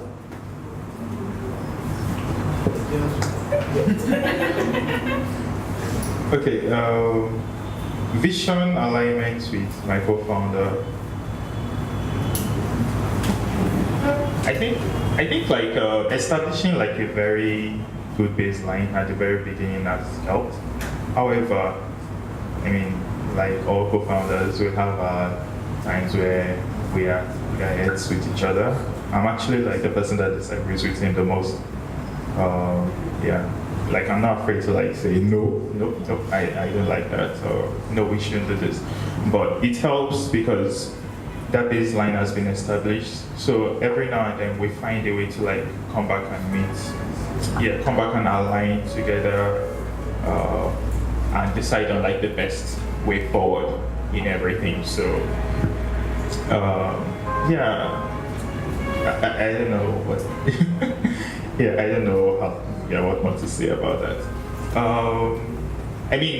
The core purpose of why we exist, why Paystack exists, is still there, and the problem is not yet solved. So, like, we still have a long way to go. So we are still there. We are still the core vision. We are still aligned on that. it might maybe the way to get there might be some of the things we'll disagree on, like, oh, maybe we should do this, and maybe we shouldn't. We don't need to do that. Something, yeah, things like that just come up every now and then. But we still know exactly where we want to be, and that's what matters. Regarding acquisition of, no, we've not had a serious one. I mean, a random one may have come up in a conversation, but it was easy to like shut it down quickly. Yeah. Okay. My question is to you. Mine. Can't remember your name. Adia. Adia. Okay. So I worked a bit closely with Akechi and Victor. Quick cash.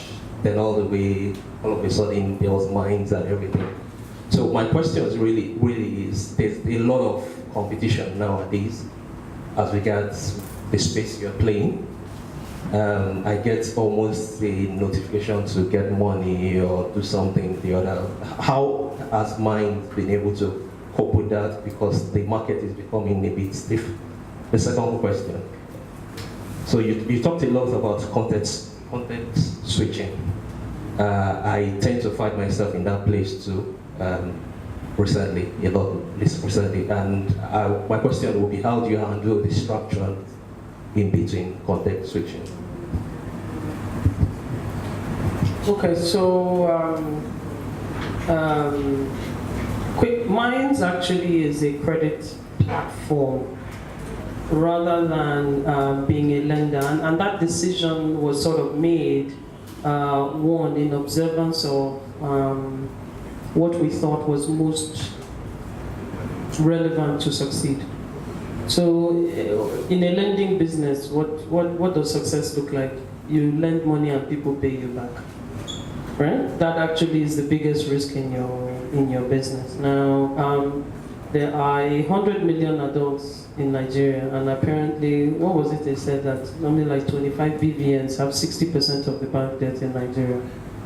So, to be honest, I'm happy when I see other lenders entering the fray. Now, I do feel kind of bad, because in a year, the ones that are not collecting their money back will stop sending you text messages, right? So I think we should really get comfortable with things like failure and disagreement and use these negative experiences to learn. Every country with mature industry has there's a burial ground of all the companies that failed, right? And the ones that succeeded are the ones that learned from those lessons. So open your eye and see what's happening right now, so that all of us, as in the Nigerian sort of financial and technology ecosystems, can learn from what happens. Your second question was context switching. Yeah, you really have to just stop. It's true, and it's really up to you. You cannot allow the world to define, your stress. You have to opt in. So I teach yoga. A lot of people think that people that do yoga are more sane. The truth is actually we are actually more mad, and then we went to yoga to go and find peace. So yeah, I do what that did though, and I didn't go to I didn't go to become a yoga teacher so I could teach other people. I went because I wanted to teach myself how to sort of generate that inner peace that I needed to just create space in my mind to think clearly. Right? Because I wanted to think and grow rich, and if your mind is going in all kinds of different places, that's not possible. So you have to find something that allows you to center yourself, and then, structure a plan. Don't sit down there and allow 5 things to come and interfere with what you're doing. You know what I mean? You've got to control it. Any other questions? I know that the gentleman over there has had his hand up for a while. Thank you. My name is Kende. Number one, I want to ask, do you need to be an engineer to start a tech company? Number two, what are the major indices when you're putting up your business plan for investors? What are the key finance, manpower, or the key things that they look at when they invest? And in the fintech industry, how do you deal with government policies that comes up at you, and how do you try to scale to? A question for both of them.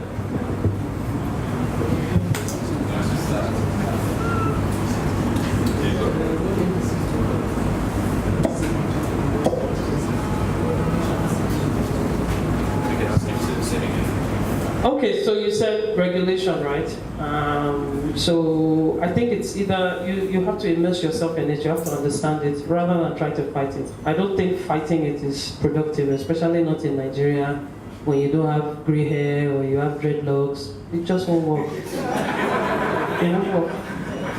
They will go and ask you who you are, who your father is, and why you think you have a right to speak where people that are regulating you are talking. Right? I think what I find sometimes in our sort of tech ecosystem is that we have a lot of energy and we think that our fight is the same as those millennials in America. It's different. You can't enter and just be rallying against, why is CBN fighting fintech? Let him fight fintech. Do I still have a contract with the bank? Yes. He can say whatever he likes. Right? But I think that you need to look at the environment you're in and embrace regulation rather than fight it. It's only, in Nigeria, you can only win battles from inside the house, not from outside. So do what you can, to win that. Now, I also came from the telco industry and I understand regulation on the telco side. We have team members that understand regulation on the CBN side. So that prepares us within minds, for what regulators throw at us. So. Regarding regulation, I was also just going to say something like what she ended up saying. She said, don't try and fight it from outside. I think it's important to have friends within, friends high up there. And you can only get there, I think networking is one way. Another way is actually understanding exactly what it is you are going up against in the first place.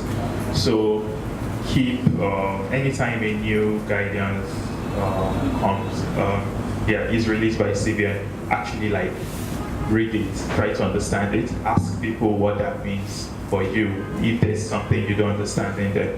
And I think you can't underestimate the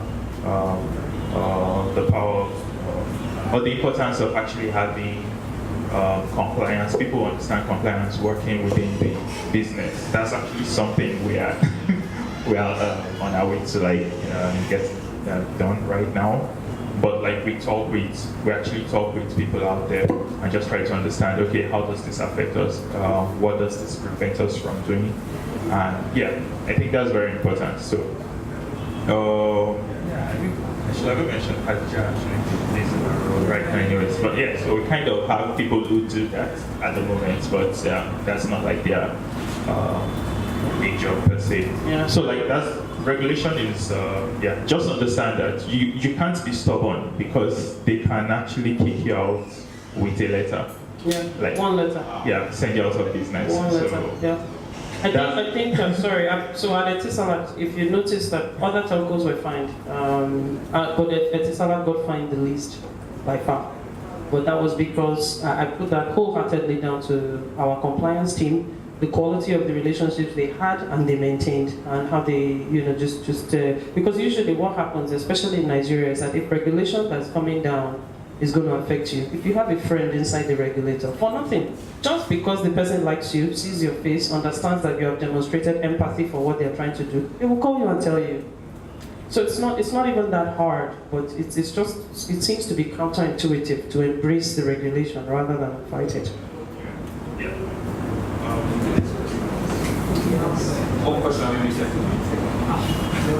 Well, I think with KPIs, again, it depends on the kind of company you had. I mean, Seth did a good job of sort of outlining if you're consumer focused, can you show that you have a strong path to acquiring consumers and keeping them, within your business, like Ezra said, build moats around them so that someone else can't enter the market and just take them, from you. I mean, bottom line, any question has to be able to say, can you profitably monetize the customers that you have? No matter what industry or business you're in, you have to be able to show that, especially in the Nigerian context. Now, in America or Silicon Valley, the companies get a little bit of reprieve, so people are just like, oh yeah, gather the customers and we'll figure out how we're going to monetize them later. You have no such luck. Even if it's Silicon Valley that's going to give you money, they're not going to give you that pass. So you need to be able to show a straight line between your business and the profits that you're making from your customer. And I think that's in a nutshell, that's it. So we have a question from one of the listeners on Zoom. So his name is Stereo Paul, and he says, aside from having an indigenous person who shares similar problem concern, why did you want a Nigerian investor? That's one. Why was it a good thing that you couldn't find one? So the first one is, aside from having an indigenous person who shares similar problem concern, why did you want a Nigerian investor? One, and then why was it a good thing that you couldn't find one? You didn't find one. Okay, I didn't say it was a good thing that we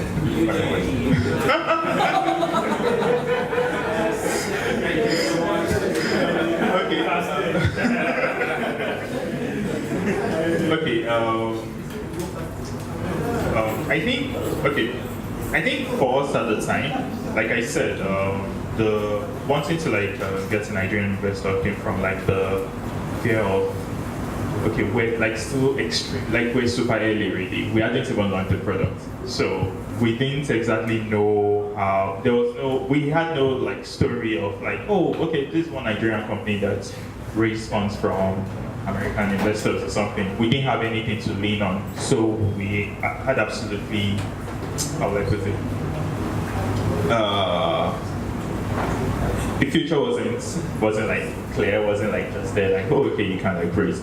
So we felt we could use the fact that we had gotten into Y Combinator to talk to Nigerian companies who would say, if this foreign incubator thinks you are good, then there's probably some future there.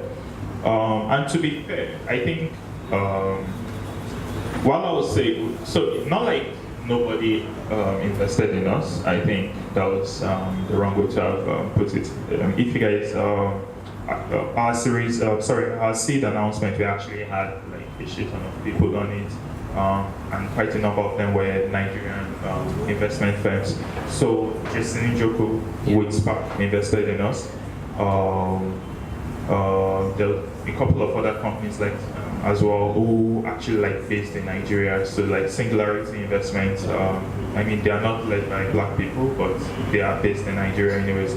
Also Pave Investments, which I think it's Ghanaian-ish, something.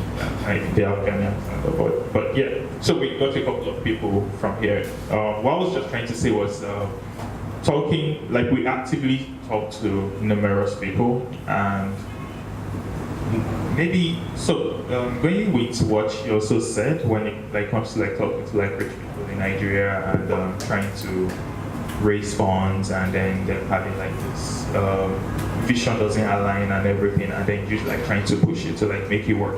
I think that was where I was probably going with it was probably a good thing and all that we didn't. So I can imagine if we had succumbed to some of the terms that we got when we're trying to raise our seed round. Trust me, this reason won't have even happened. Yeah, because it was ridiculous. A lot of ridiculous terms and everything, that we had to just look at, pass, and hope for the best. And the best happened. So maybe that was what I was trying to project at the time. But yeah, does that answer that person's question? I hope so. You can probably put it on the chat. All right. Any more?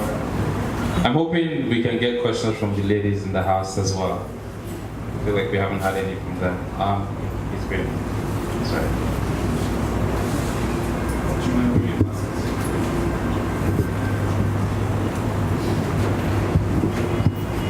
All right, thank you. I have 3 questions for Ezra. The first question is, okay, my experience of using Paystart is it's very simple to use and works, always works. So what's your tech stack? What languages do you use? Front end, back end, database? That one is not for this panel, okay? Ezra, I think you people have a blog. You put it there. Not read the blog. Okay? How are you like it? Front end, back end. That's the first question. That's the first question. So I'd like to have an idea of you service a lot of businesses all over Africa. What's the strength of engineering team? Then lastly, what's the biggest engineering challenge you've faced so far? Thank you. Sorry, I'm Ezra's manager. Did I also tell you that? So those first two questions, I mean, they are not that there are no answers to them, but really, who wants front end, back end? Yeah. Talk about the engineering challenge, please, sir. That one we can talk about.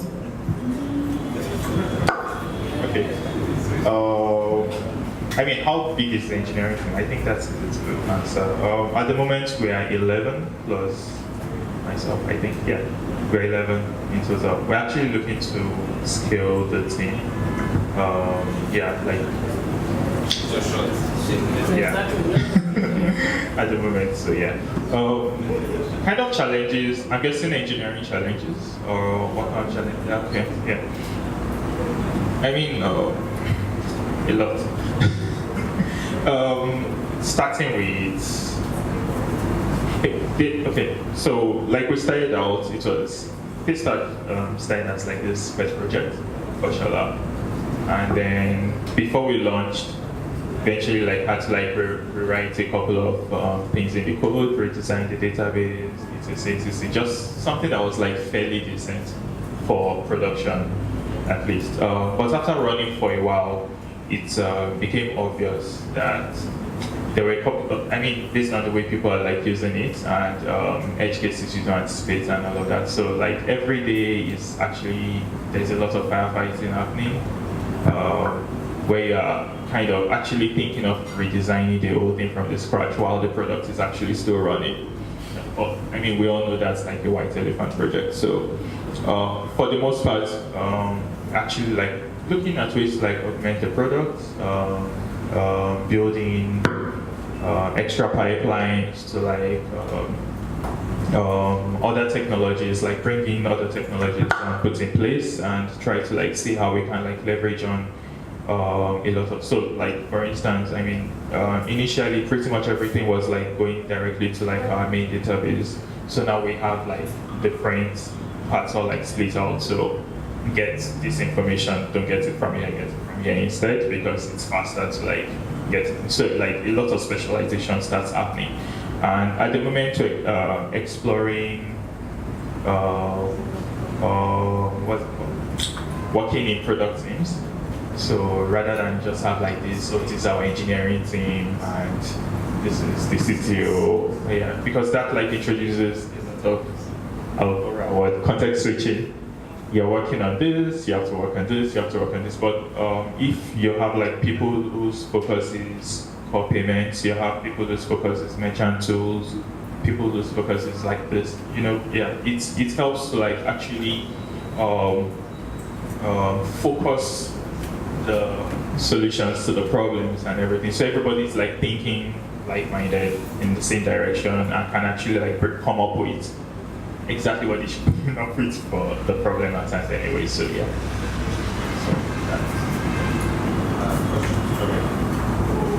So we'll take you.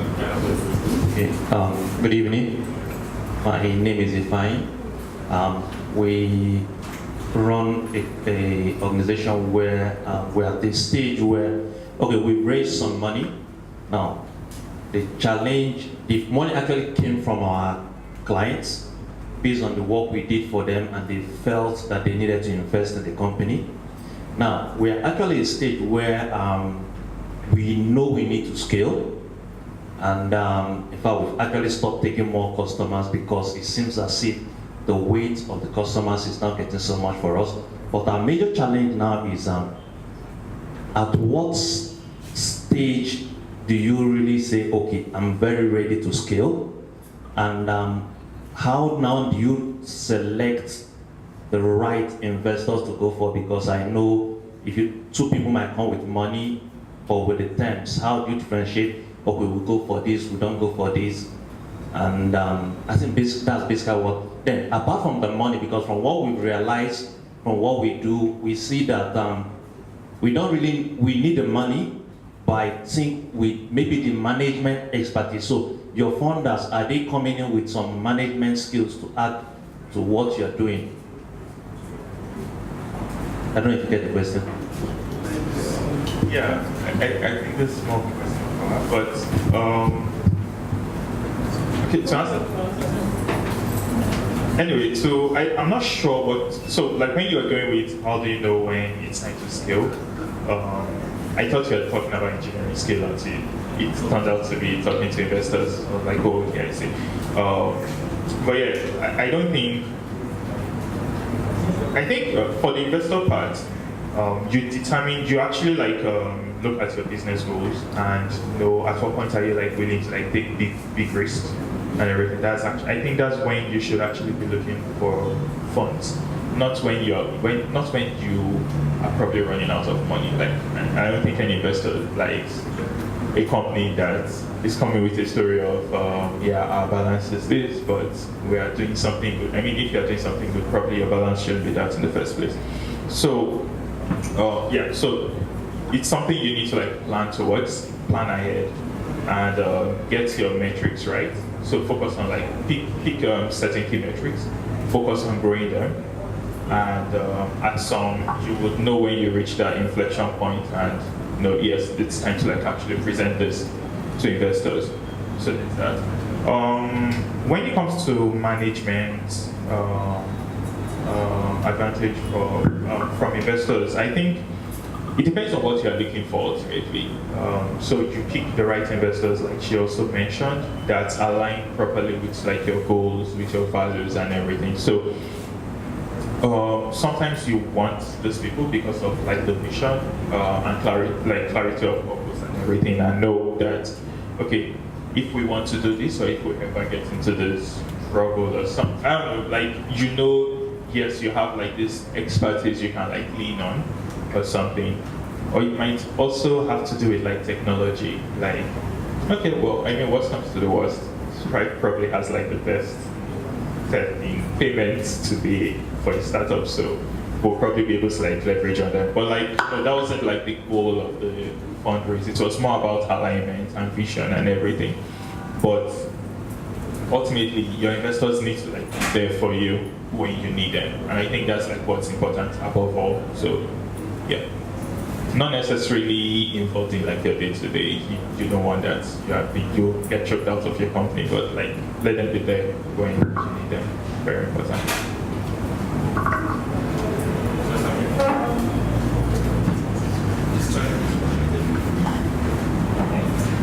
So my question.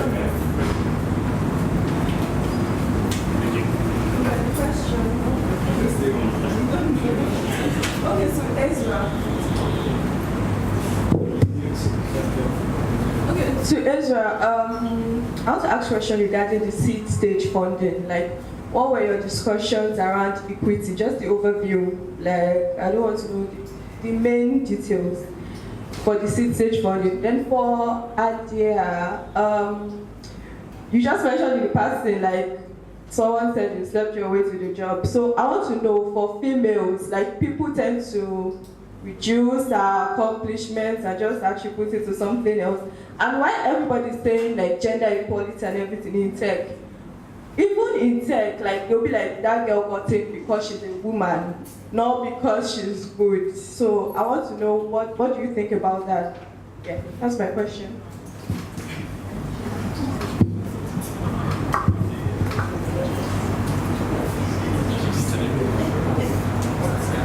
Okay, so for us, when we're trying to raise our seed fund, I think we went to the plan, and it was kind of like, oh, we want to raise X amount of money. Like, we just figured that would be good enough for, I mean, that was that was our goal, and we thought that was like good enough, at least for a company like that was doing something like what we're doing, and would be good enough to like help us run 2-3 years or something. So we wanted to raise X amount of money at this valuation. So we just went with that and stuck to that story. Yeah, and that worked. So I think that's like what you should do. At that point is not the time to start talking about equity, etc. Like, yeah, no, just focus on this is the valuation, this is how much you want to raise, and then yeah, it helps with the conversation as well because they can see that you have a clear goal of and then whatever they want to contribute to it, they will contribute. And of course, as the round gets filled up, you can increase your valuation to like not dilute yourself too much, especially when you get to a price round. So Okay, so call me to slap them for you, the people that or find somebody around you to do the slapping, because in reality, and for the ladies mostly, but then for others, maybe because of where you're from or what language you speak or your background, somebody's going to find a reason to underestimate you, cut you down, accredit your success to something else. I think that half of the pain of that is the shock, right? But then once you get over that, you can just set it aside, as just small-minded behavior and try to rise above it. Then maybe have your circle of people that you just, have a drink on Friday night with and talk about it, right? Like I will tell you, when I started, it took a few years for me to start hearing the rumors about myself in the organization. And then I became the chief of the rumor mill myself. And I said, hi, my name is Adia. Have you heard all this about me? This is the hot gist.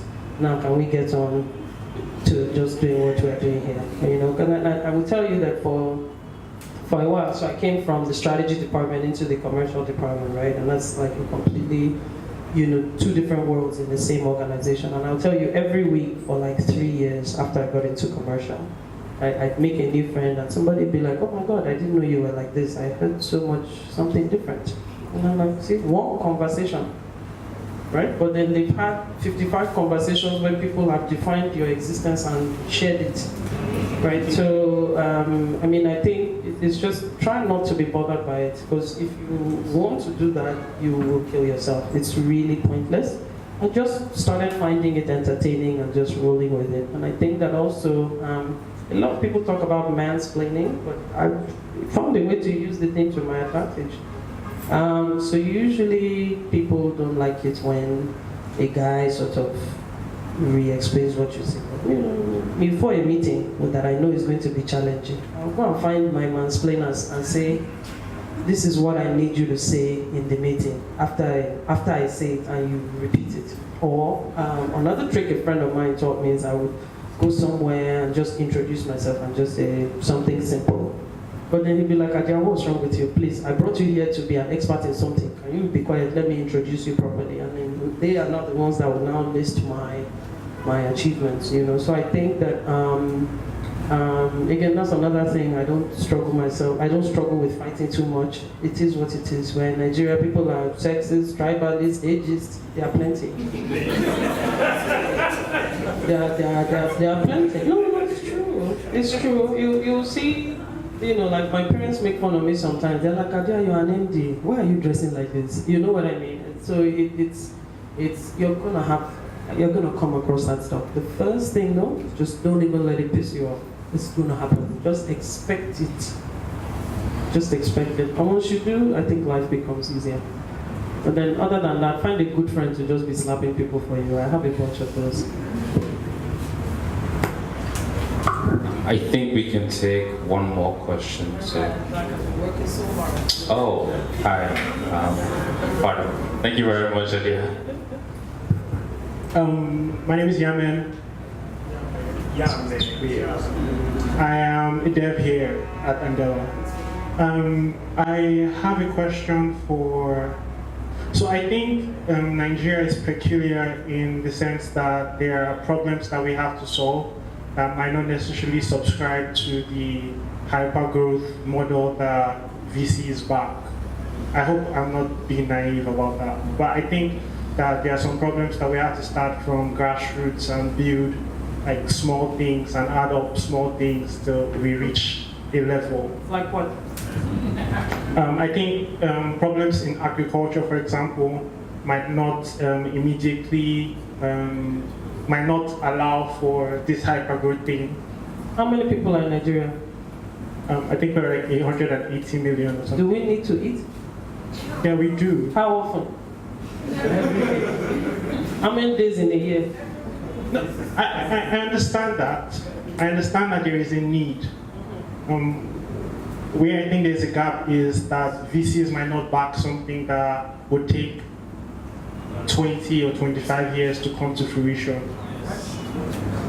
I would challenge you. You see, I think that this is where technology is your friend, right? And I would challenge you to find a way to solve that problem with a path of hypergrowth. Because if a problem has so many people, that consider it a pain point, then there is a way to try to solve it rapidly. I think it just depends on the rails upon which you build your solution. And the tech may not exist at the moment. It may still be in its infancy, so then maybe find a different problem. If it's a passion project, that's something a little bit different, and I'm not trying to shut you down.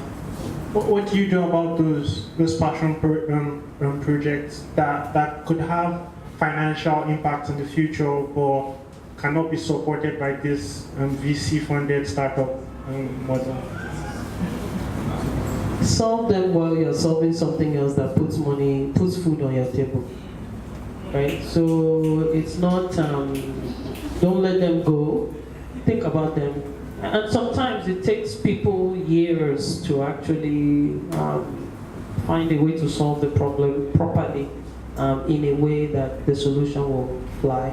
But don't start while you're trying to solve that problem. Thank you.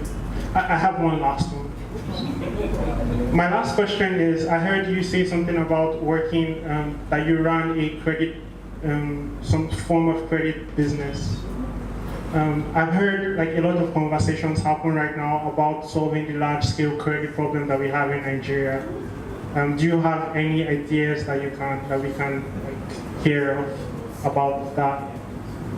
You mean in terms of providing credit?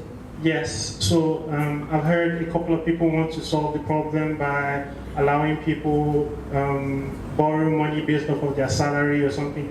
Basically, low-income Nigerians cannot borrow money because the banks or whatever, I think there is like a gap that doesn't allow for that to happen. So what do you think about us? Well, that's the gap that Minds is filling at the moment, right? So we didn't create credit just for ourselves. We created credit for anybody that wants to do credit. They just let the engineers talk API to API, and then presto, you are offering credit the next day. If you're a bank, if you're a retailer, if you're a payment processor, if you are a telco, if you want to offer credit, you can offer credit. I think, I guess what I think about doing is, you have your massive companies with like 1 million plus customers. Those would be your blockbusters. But I'm looking for the long tail of opportunity. Who are the small companies, and who are they integrating to, and how can I sort of help small companies offer credit as well? So yeah, that's actually how we're approaching it. So if you have a company that financing for your consumers would make life easier, then there is a conversation to have. Do I have a solution for everybody's credit needs today? No, but we're trying. We just have to answer the people that give us money first. When they're happy, then we'll move to our own passion project. Thank you so much, Ezra. Thank you so much, Adia, for joining us. I'm sure I'm not the only one who's learned a ton of things today. For both of you, really, thank you so much. I think it's been a very incredible experience having both of you here. So once again, thank you very much. And welcome to Andela. It's your first time. Yeah. Congratulations once again on your very, very, very impressive sit round, basically. Yeah. We're waiting for you guys. It's funny, we closed and I called Shola. In fact, I pinged Ezra and I was like, I'm waiting for you. I didn't know they were raising. But I was like, okay, when is you guys' on, please? We need to keep the hits coming because we need money to come. And then strangely enough, there were like 3 other announcements after hours. I think there was theirs, there was Packers, there was Yoko, there was, so yeah, we're waiting for you guys, please. It's definitely not easy. There's been a lot of pioneering work from both your companies, so thanks again. I ask one question before you guys. I know we're already done, but what's your problem? Anyway, I know there's always so when you raise funding, right, investors want their money and they want return on investment, right? And how do you balance, for both of you, right, what you want to build sometimes? I know you talk about passion project very briefly, right? And then I know there's always this challenge sometimes with investors and returns.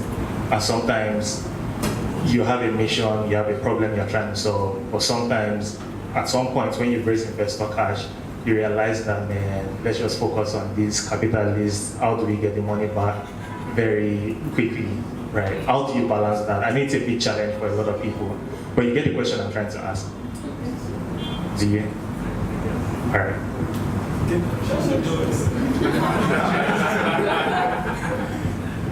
Because there are a lot of people in the room who care about Africa, right? They want to solve Africa's big grand challenges and big problems, right? But once you raise investor cash, it's almost like it's a different ballgame entirely.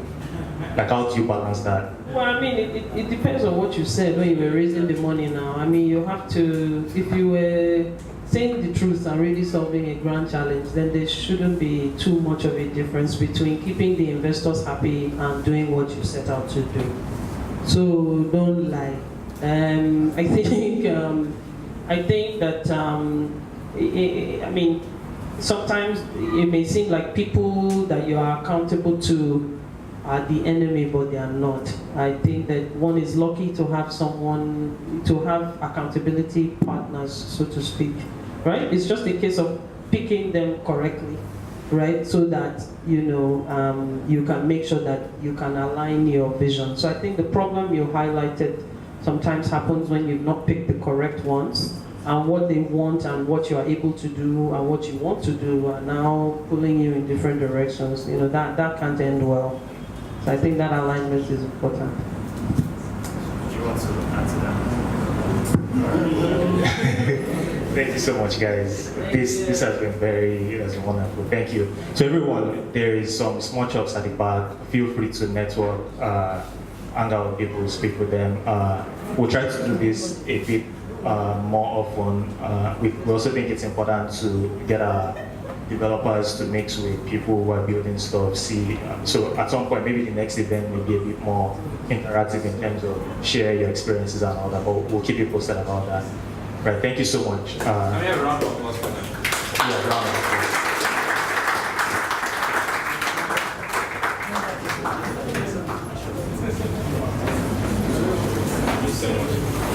Thank you so much.